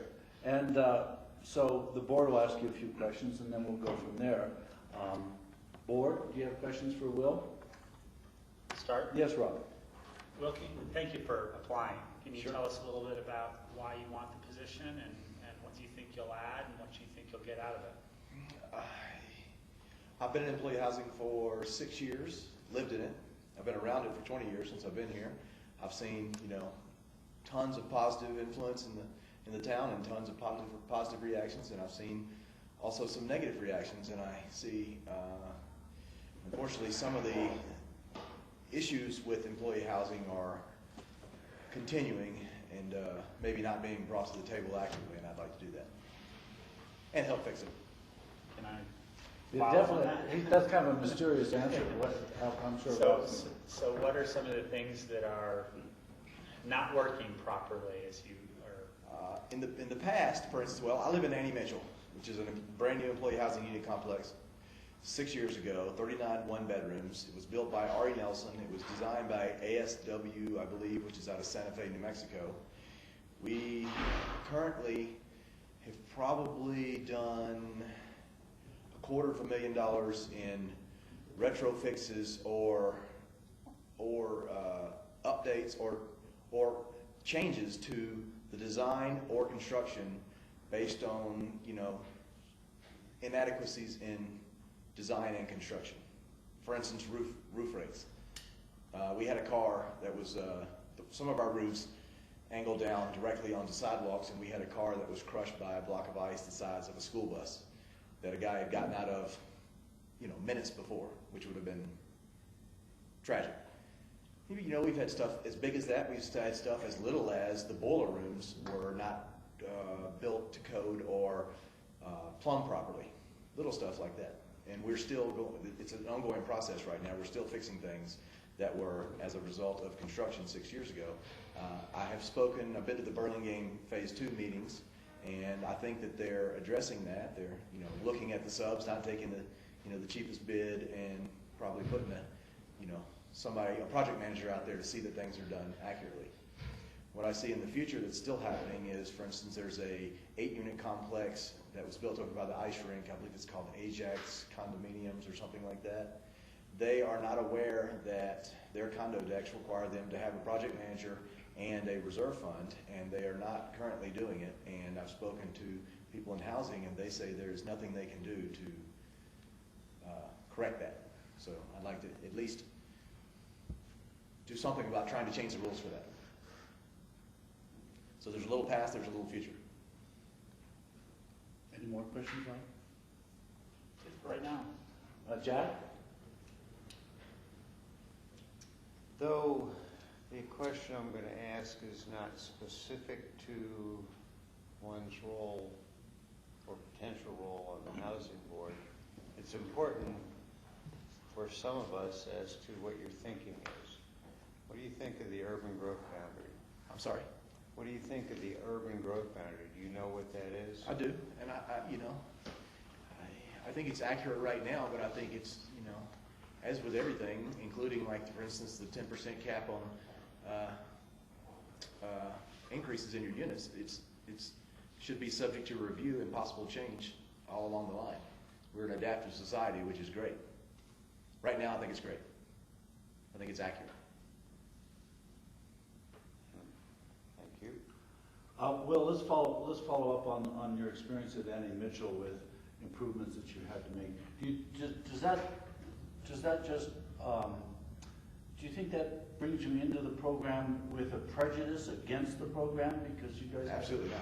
No, I mean, I wouldn't be living here if it wasn't available. I mean, my mortgage is less than half of what I paid in rent before I got into the employee housing community. It's a huge asset. I just don't want it to be a huge burden in the far future. So you're taking your experience and using it in a positive way. Is that what you're telling me? Absolutely, for sure. There are little and big changes that could happen that would prevent a lot of the issues that could go forward that could be, I would say a death sentence for the employee housing community. There's some that are that big. What do you think a death sentence? What do you mean a death sentence for the? If let's say this 8-unit complex over here doesn't ever establish a reserve fund, is never monitored, is never induced by APCHA to create a reserve fund, and in 20 years they have, enough structural repairs or some type of, functional repairs that blows their budget by, say 10 times, which is not unreasonable. The city, that's just one of, the thousands of units in the area that the city would end up having to either let them go or fund them. Yes, Rob. I think one of the things that we've discussed about through our summit and through my conversations with city council and that sort of thing is where APCHA leaves off and where homeowner responsibility comes in. And there are two areas specific to that where homeowner's responsibility kicks in, and I just want to get your opinion of these two areas. One is this capital reserve. I live in employee housing too, and as far as I'm concerned, this city, the county, APCHA has absolutely no responsibility in funding future projects for my building. That's my responsibility, and quite frankly, if I can't afford to put money into our capital reserve every year, I don't deserve to live there. That's part of my opinion. The other is buyer beware. People going into a unit and buying a unit, they should really know what they're getting into as opposed to just being, well, this is a great deal, I'm going to take it. And they should know what their capital reserve of their HOA is. They should know what the structural downsides of the unit are. And it's not APCHA nor the city, or in my opinion, it's not APCHA or the city's, or the county's responsibility. The homeowner has to take some responsibility. So where does the homeowner's responsibility start and leave off, in your opinion? I think it's a very delicate balance. How do you tell a homeowner who you say, okay, you're going to bear the burden of the responsibility of maintenance and upkeep, up to including, for instance, these fixes that were a result of, construction issues and design issues that the city built. And then you also say, I'm going to make you pay for those, I'm also going to throw a 3% per year increase limit on your unit. So you're saying, if I invest in this unit, I pay X amount of dollars for a unit, say $10. I get 3% a year on that. However, if the construction or the design was incorrect, I may spend 10 times that much fixing the things that were not my issue. And the city, I have emails that said the city, to their credit, is actively trying to release liability on those units, which they should. But they also, there has to be a fine line, a balance between, did I build it right? Am I going to fix it after I built it? Am I going to allow, how long will I allow the punch list to go on? Where will I issue the CO? We got our CO, I think, a year and a half after our units were built because of punch list issues that are still going on. And the city finally said, we got to let it go. And I agree with you, it's very touchy and it's very iffy. But when you limit a homeowner's ability to make money in a free market now where you can buy in Willits, you're almost at the free market pricing, 25 miles from here with no deed restriction, and yet you're going to allow them to build up here and buy into that and say you get the same liability you have down there, however you're limited on your income. Any It's rough, further it's questions? touchy. I don't know the answer.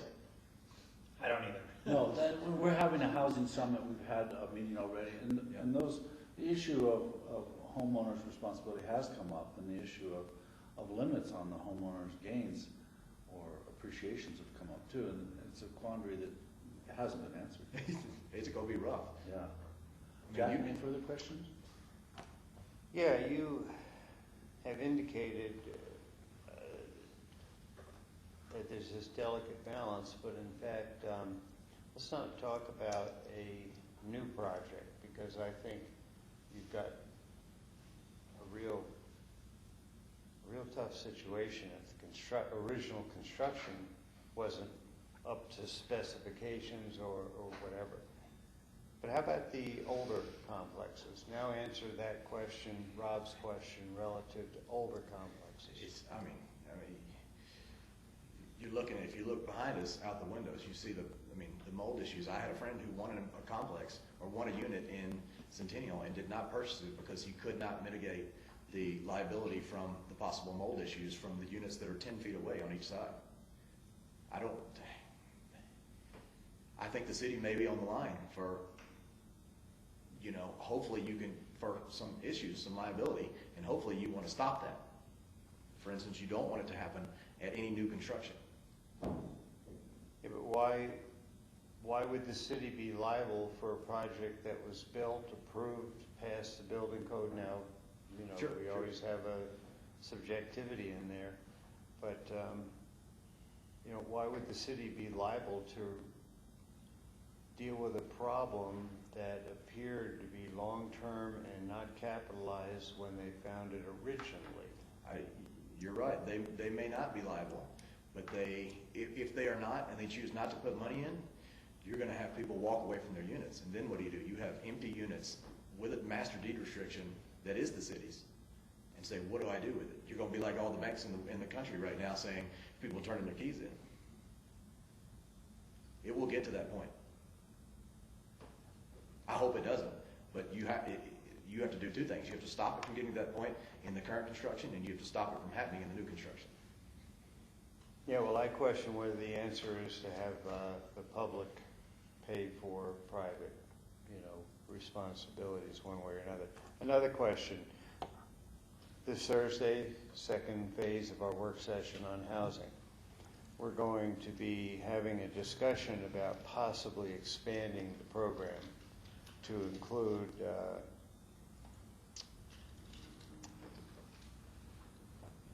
social services, as it were, individuals that would be considered homeless, etc.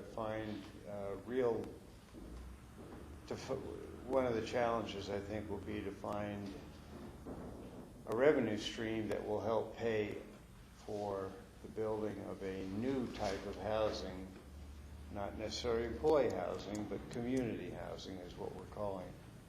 You have any feedback on that? Expanding the program? You said people who were, and then the door opened. Yeah, well, either homeless. Homeless. Yeah, the real lower income. The other element is talking to Health and Human Services to what services will housing be involved in? I've heard a lot of talk about giving priority to critical employees of the county and city. I think that is I'll tread lightly. I think it's a no-no. I don't think that you can justify and say a teacher who teaches part-time is more valuable over a lift operator.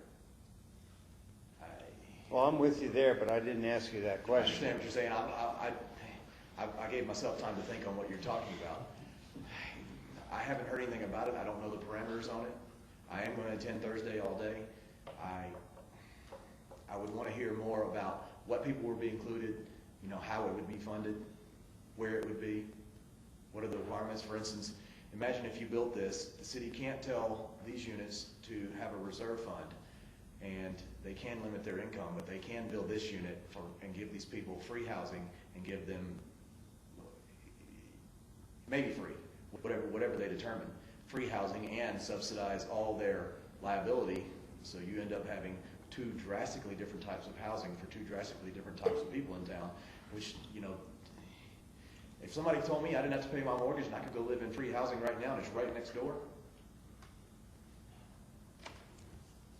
It's a dilemma, and we're going to face the challenge in having that discussion. I don't know the details on that. I understand what Yeah, you're saying. well, I didn't can know that was being appreciate brought that. Even when I read the book, I hardly know the details. But up. Thanks, Kate. thank you. So, Will, it's, interview time is up. Thank you, that was a great interview, and staff will let you know our decision. It usually takes a couple of weeks, is that right, John? Yeah, usually we're interviewing a number of candidates for each position, you know, for each vacancy, and so it takes a few weeks sometimes to get those all scheduled, and then the board needs to find time to discuss the candidates. So it'll probably be 2 or 3 weeks or so, but so don't get discouraged if you don't hear from us too quickly. I won't. I would like to end by saying I appreciate your time, and I understand there are a lot of reactive issues, and I would probably focus my time if I were on this board at being proactive and, you know, trying to influence and correct the things that are happening for the future. Anything that's being built should be, the current situation is not working, so something's got to happen. Thank you, Will. Thanks. Appreciate it. Peg, do you want to do your interview after hearing that interview? Yeah, maybe you're lucky. Thank you for being here. You'll just suffer a few questions from the board, and that'll be it. Board, you have questions for Peg? Yes, Rob. I'll start with the same question I started with the housing board, not the housing question. But first of all, thank you for applying. We really appreciate our volunteers tremendously here. What is your interest in being on this board, and what do you think you'll gain from it, and what do you think you're able to contribute to it? Well, for about 28 years, I served in a non-profit capacity as an executive director of Response, and so I kind of know my way around the nonprofit community, and so I feel that I have that experience to offer. And now that I'm a senior, I feel that I have that perspective to offer. And what else? Oh, I'm on the adult protection team. You know, so that sort of fits in. You know, so I think that my life now, you know, kind of fits. You know, where it may not have fit 20 years ago, but it fits now, I think. And what do you think you'll get out of it? Well, I think, you know, continuing to be involved in the community, you know, which I love, you know, and which I've, you know, spent so much of my time contributing to, you know, and I've been looking around for something that, you know, that I thought would fit, you know, and then when I saw that, I saw the housing board, you know, which of course I'm also interested in that issue. But now I think that this is a better fit after listening to the challenges that the housing authority has. Jack, do you have any questions? Well, certainly you have a particular talent for public service, as we all know, your great work with Response. Mm-hmm. Do you bring other forms of talent or background where you might engage the board in proactively in doing any specific things in any areas, or, you know, can you see how we can be better as a seniors board? Well, I don't think that I can judge that without, you know, being more involved and to see what the issues are. You know, since I just go up to the senior center for exercise classes, and, you know, so I don't really, I couldn't judge at this point, you know, how to improve or suggestions I could make or how I could get involved, since I don't know what the issues are. Yeah, well, thanks for your honest, feedback. Mm-hmm. But it does say here, Peg, that the senior board role is to advise on the needs and problems of the they say aged. So, do you have any feelings about, I mean, you just said you might not, but do you have any feelings about what, even from a personal perspective, what the needs of the problems and of the aged are in this community? Well, I think probably, you know, one of the issues that the aged, don't like that word, but I know. you know, That's at the what senior space, you know, is caretaking. You know, I had been a caretaker for a while, and it's very challenging and very stressful. And I certainly recognize that issue. I don't know how it's being addressed since I'm not, you know, involved right now. But, you know, I mean, there are a lot of challenges that seniors do have. You know, and growing old, you know, is one of them, you know, and facing either living by themselves or living, you know, with caretakers is a challenge. Yeah. Mm. And you don't have any ideas how the senior board could deal with that, or? Well, I don't know how they're dealing with it, right now. So, I mean, for me to have preconceived ideas, you know, when I don't think it's fair to the staff. You know, I mean, I think when I was working for a response, I think I would have been pretty annoyed if a new board member came on with all these ideas about how we could improve response without knowing what we had been doing or were doing. So. Yeah. You're taking a different approach from our previous interviewee, but he took just the opposite approach, which he knew the answers right now. See, but I was an executive director, so I know. I know what those problems are. Right, right. Board, any further questions for Peg? Thank you, Peg. We appreciate you volunteering to be on the senior board. Cool, and thank you. As we told the last interviewer, we'll get back to you as we finish this series of interviews. Okay, great. Thank you. Marty, do you have a question? Yes, I would just like to clarify that this will be a regular position. It says alternate here. I know. We just received notice that Sandy Kaplan is resigning, and she hasn't officially done that yet through our chair. So that will mean there are 11 regular seats, which leaves the 12th regular seat open. Okay, so if you'll let staff know that, although Yes. staff, it looks like they're I just writing wanted that to down. clarify Yeah. that for you. Yes, Rob. And I suppose one of the options there is to put Lori Moore into the regular seat as well, because she's an She's alternate? in a regular seat. Oh, she is in a regular seat Yes, now? we have 12 members of our board. Okay. And So the information that we got here Who wants to says start? alternate for Lori Moore right now. Yes, Lori would be at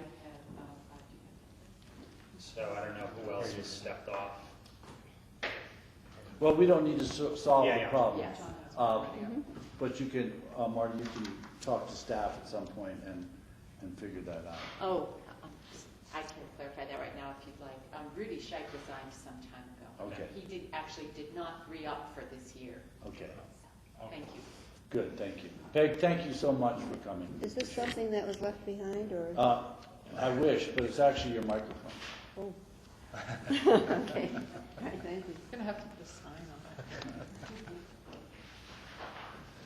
So, it's a little before 1:30, and I know that on our memos of interest, we only really have one item, and I think Kavanaugh, Leary, and Joey spent a couple hours here waiting for that item to come up, and now they're not here, so. Perhaps, because we are running a few minutes early, maybe we can just do a little bit on future agendas. Let's do that. Give them a few minutes Yeah. to come in. I don't have a lot on future agendas for you. Talk slowly then.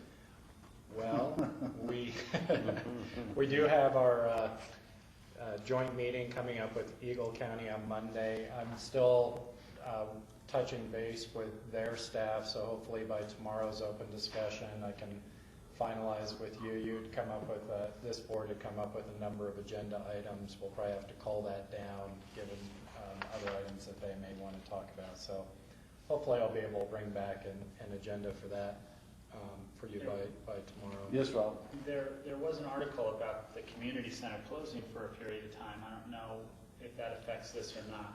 I didn't read the article fully, and There was an article in the Yeah. paper about it Nobody closing seems down to for know. something. Nobody So seems I to just make sure that it's open for that day. Okay, well, I know the commissioners are gonna be in there, so I'm guessing, do you mean the eligibility? No, No, Woody no. Creek. He's talking about the I'm Garfield talking County. about. Oh, the Garfield County, Oh, I'm sorry. That's okay.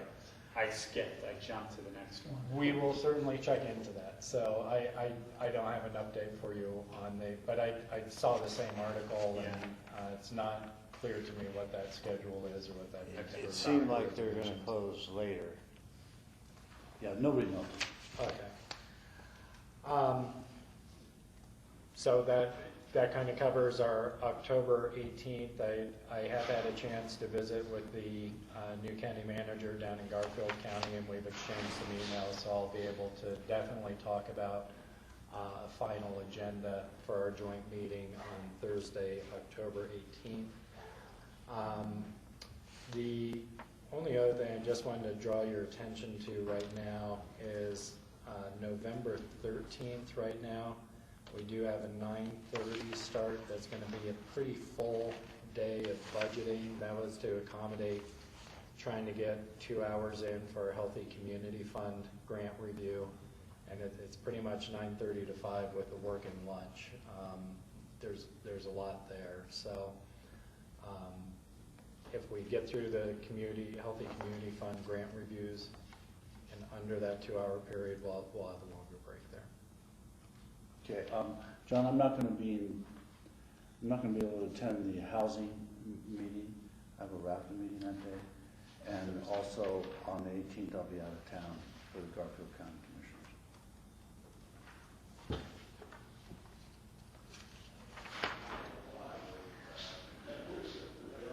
Yes, Rob?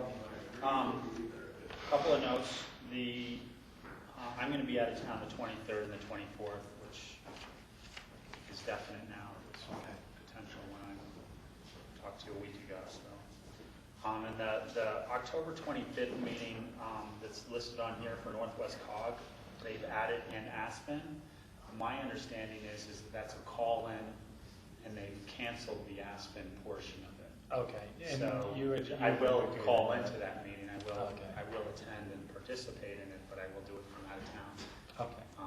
But it is not going to be taking place in Aspen. If anybody was planning on attending and looked at the Northwest COG schedule, I think it was supposed to be at the airport center, but it's not happening in Aspen.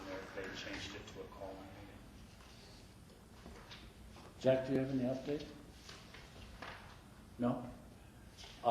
So is that it for future agendas? That's it for future agendas. So we'll move on, we'll move back to memorandums of understanding.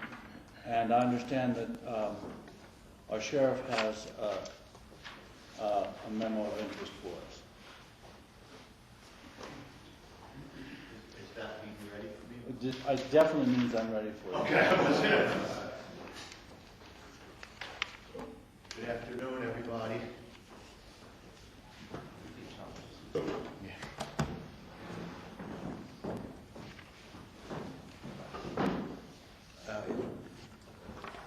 I sent a little memo to you guys about why I'm here, but if you don't know, Planet Earth Mountain Rescue has secured the Planet Earth property through donation to build a new mountain rescue facility where Planet Earth is directly across from the Buttermilk entrance.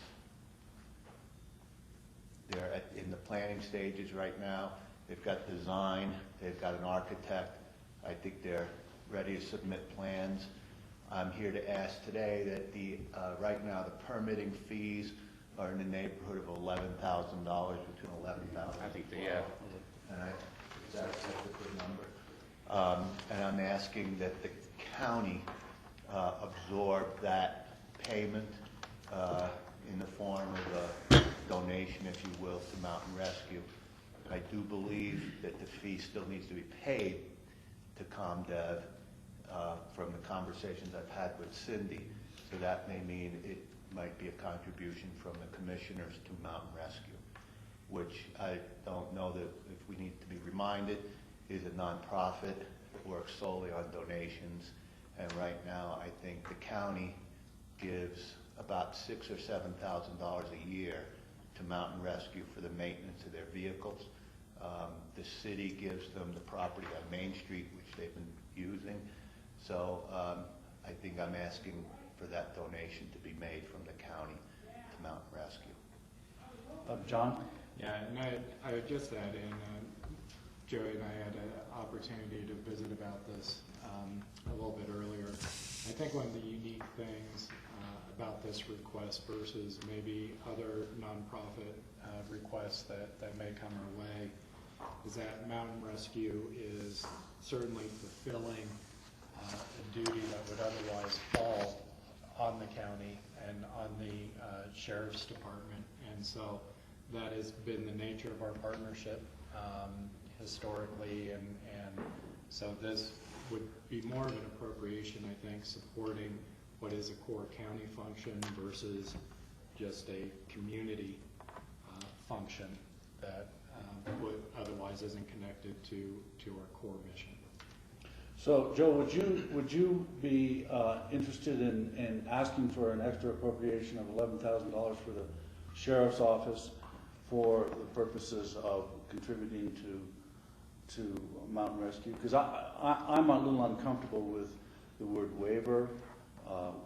We don't really have a source of funds for this, but it seems to me, since, as John pointed out, that it's directly connected to services that the sheriff's department is involved in, that it would be appropriate for the sheriff's department to budget for it, and then essentially we could approve that.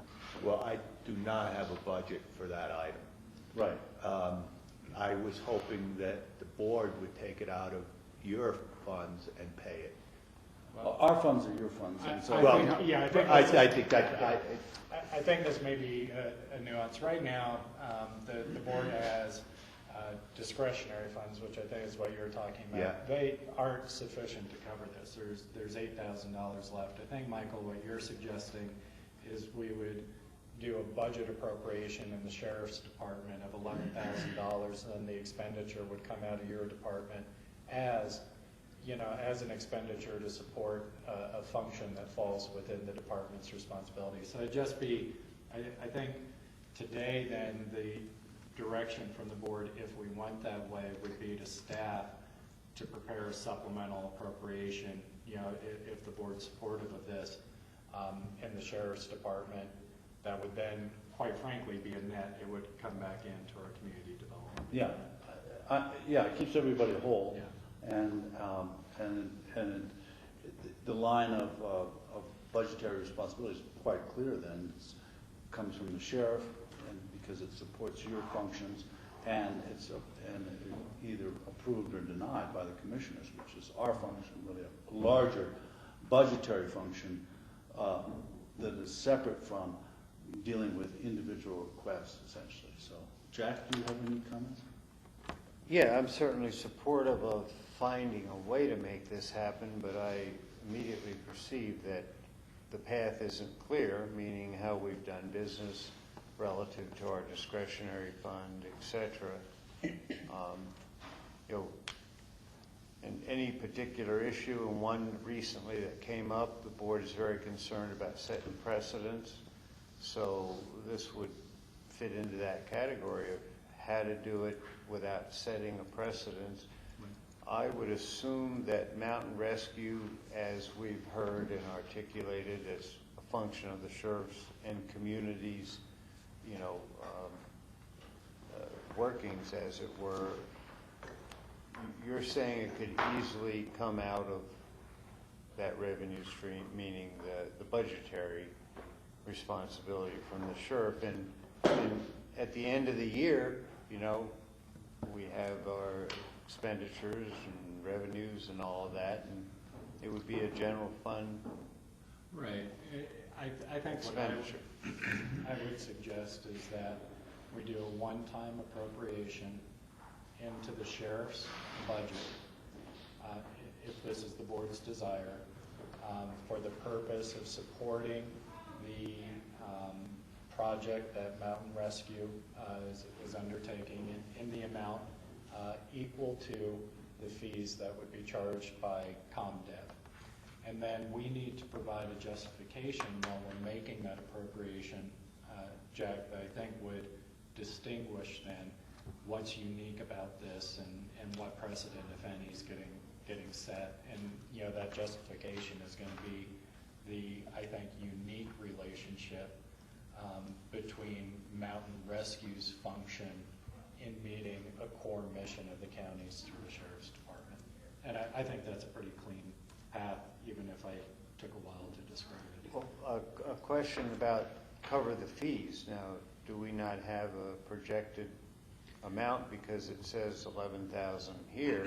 We have a I wouldn't projected want to amount. just leave it open-ended. We need certainty. That was going to be my next question to the board and to Mike or Cindy is, what other costs do we think might be coming down the pipe from ComDev over this $11,000? And is that a number, as Jack said, we should try and keep open? Or can you speak to that, Mike, please? Sure. Cindy? So the total planning fees, which is $11,412 for planning department's review of this application. And then there would also be a building permit that would be applied for, and then a building permit fee assessed when the permit's picked up. I don't know what that number would be. We could ask the building department maybe to give us a general idea perhaps, but a lot of it's based on the valuation of the building permit. And I don't know what the valuation of the building would be among Rescue's proposal. I'm Kavanaugh O'Leary. I'm a member of Mountain Rescue and former vice president and now sort of the de facto general counsel to the board. I can speak to that. The building is going to be about 13,000 square feet, and we're projecting a cost for construction of, I think, between 2 and 2.5 million. So we don't actually need to know those costs right now. Yeah, just for figuring. Yeah, well, what we need to do is decide on the concept of how to fund it, because I think we have, we're totally agreed that Mountain Rescue, we would like to support Mountain Rescue as a county. The question is the path for doing it. And so at some point, you and Joey can figure out what those costs will be from community development, and Joey can put in for a supplemental appropriation to that amount. We don't know it yet, but I'm perfectly willing to approve that appropriation. Jack's probably not, but I mean in terms of open-ended. But go ahead, Jack. Yeah, I really thought we were being asked about planning fees, not building fees, and there's a difference here. I mean, all of a sudden, when I hear 13,000 square feet, no matter how valuable your operation is or the operation, that's huge. Right there on 82, it makes me step back a little bit. Having expressed that opinion, I'm certainly supportive of the planning fees, but I don't want to have an open-ended fee, nor do I want to, at this time, say yes to building fees. I think we need to understand what we're talking about here. John? Perhaps it's a little cumbersome, but the request right now is for the planning fees, and obviously you've got to go through that process and see what that final product that's going to get constructed is before we can even know what the building permit fees, and it might be cleaner for the board to just have two different requests. Right now we've got a request for the planning fees. We know what those are. That could be an appropriation we could prepare for this year through the Sheriff's Department. And then if Mountain Rescue also wants to make a request to the county in the future, once you get to that building phase, that would be a separate request and a separate appropriation. Is that okay, Jack? That's exactly so that'll be the direction from the board. We'll do it in two phases, and there's support from the board. So for planning fees as it is now. So yeah, and as far as the building goes, I just briefly chance to use my soapbox time for a few seconds. I really happen to feel the way I think all of you feel, that this organization is extremely utilized in our community and somewhat underfunded Yeah. until recently. Every month, couple of times a month, these people directly impact people's lives incredibly in ways that you could only know if you reviewed the files or go out on a mission with them or hang around with them. Just last week, we came within a few hours of losing somebody, and if not for the organization that we have, which I continually say has to be one of the best, if not the best, in the state of Colorado by accreditation. So I'm going to continually come back and ask for more support for these guys, because I do think they are, even though they're an arm of the sheriff's office, they are as important to this community as a fire department or an ambulance district by far, in my experiences. Right. I think we agree with you. Yeah. I'm totally in support of this. I just have a question. Mountain Rescue, is it not is their response not to a multi-county jurisdiction, or is it just No, county, or is it? It's strictly Pitkin County. By statute, the sheriff's office is responsible for search and rescue in his county. And the last I knew, every county in the state except one, every sheriff in the state except one, relies on a volunteer organization to fulfill that duty. I think there's one county that actually pays people to do it, but all the other counties. So because the sheriff's jurisdiction is Pitkin County, that's ours. We do respond to mutual aid requests if approved by the sheriff's office, to operate in other counties, usually one of the adjacent counties, if it's easier for us to get to the injured party or something like that. And Rob, just to fill in some blanks, Gunnison requests us a lot. And in the next few days, I'm going to meet with the sheriff in Grand Junction of Gunnison and find out how we could best work with that relationship, whether we get compensated for this or we train them. But we are getting used by other counties a lot, and that is a byproduct of our expertise.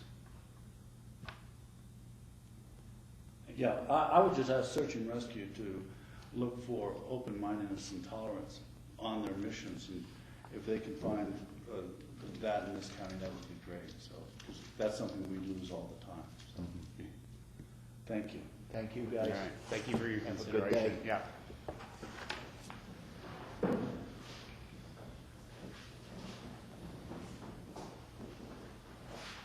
So, wait a minute. Way ahead.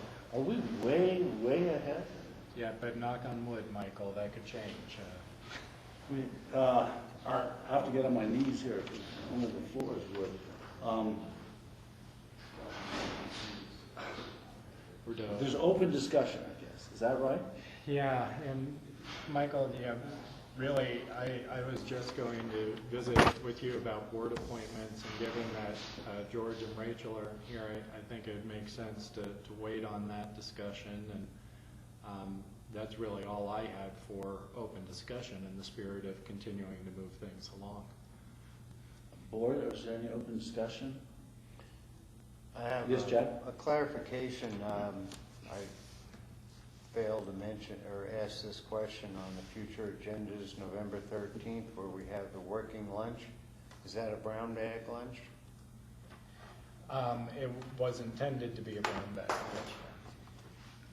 Good, that's all. You need to always mention that in there, Fair because enough. somebody might show up thinking lunch is provided as a previous week is. And then I'll have to buy them lunch. So,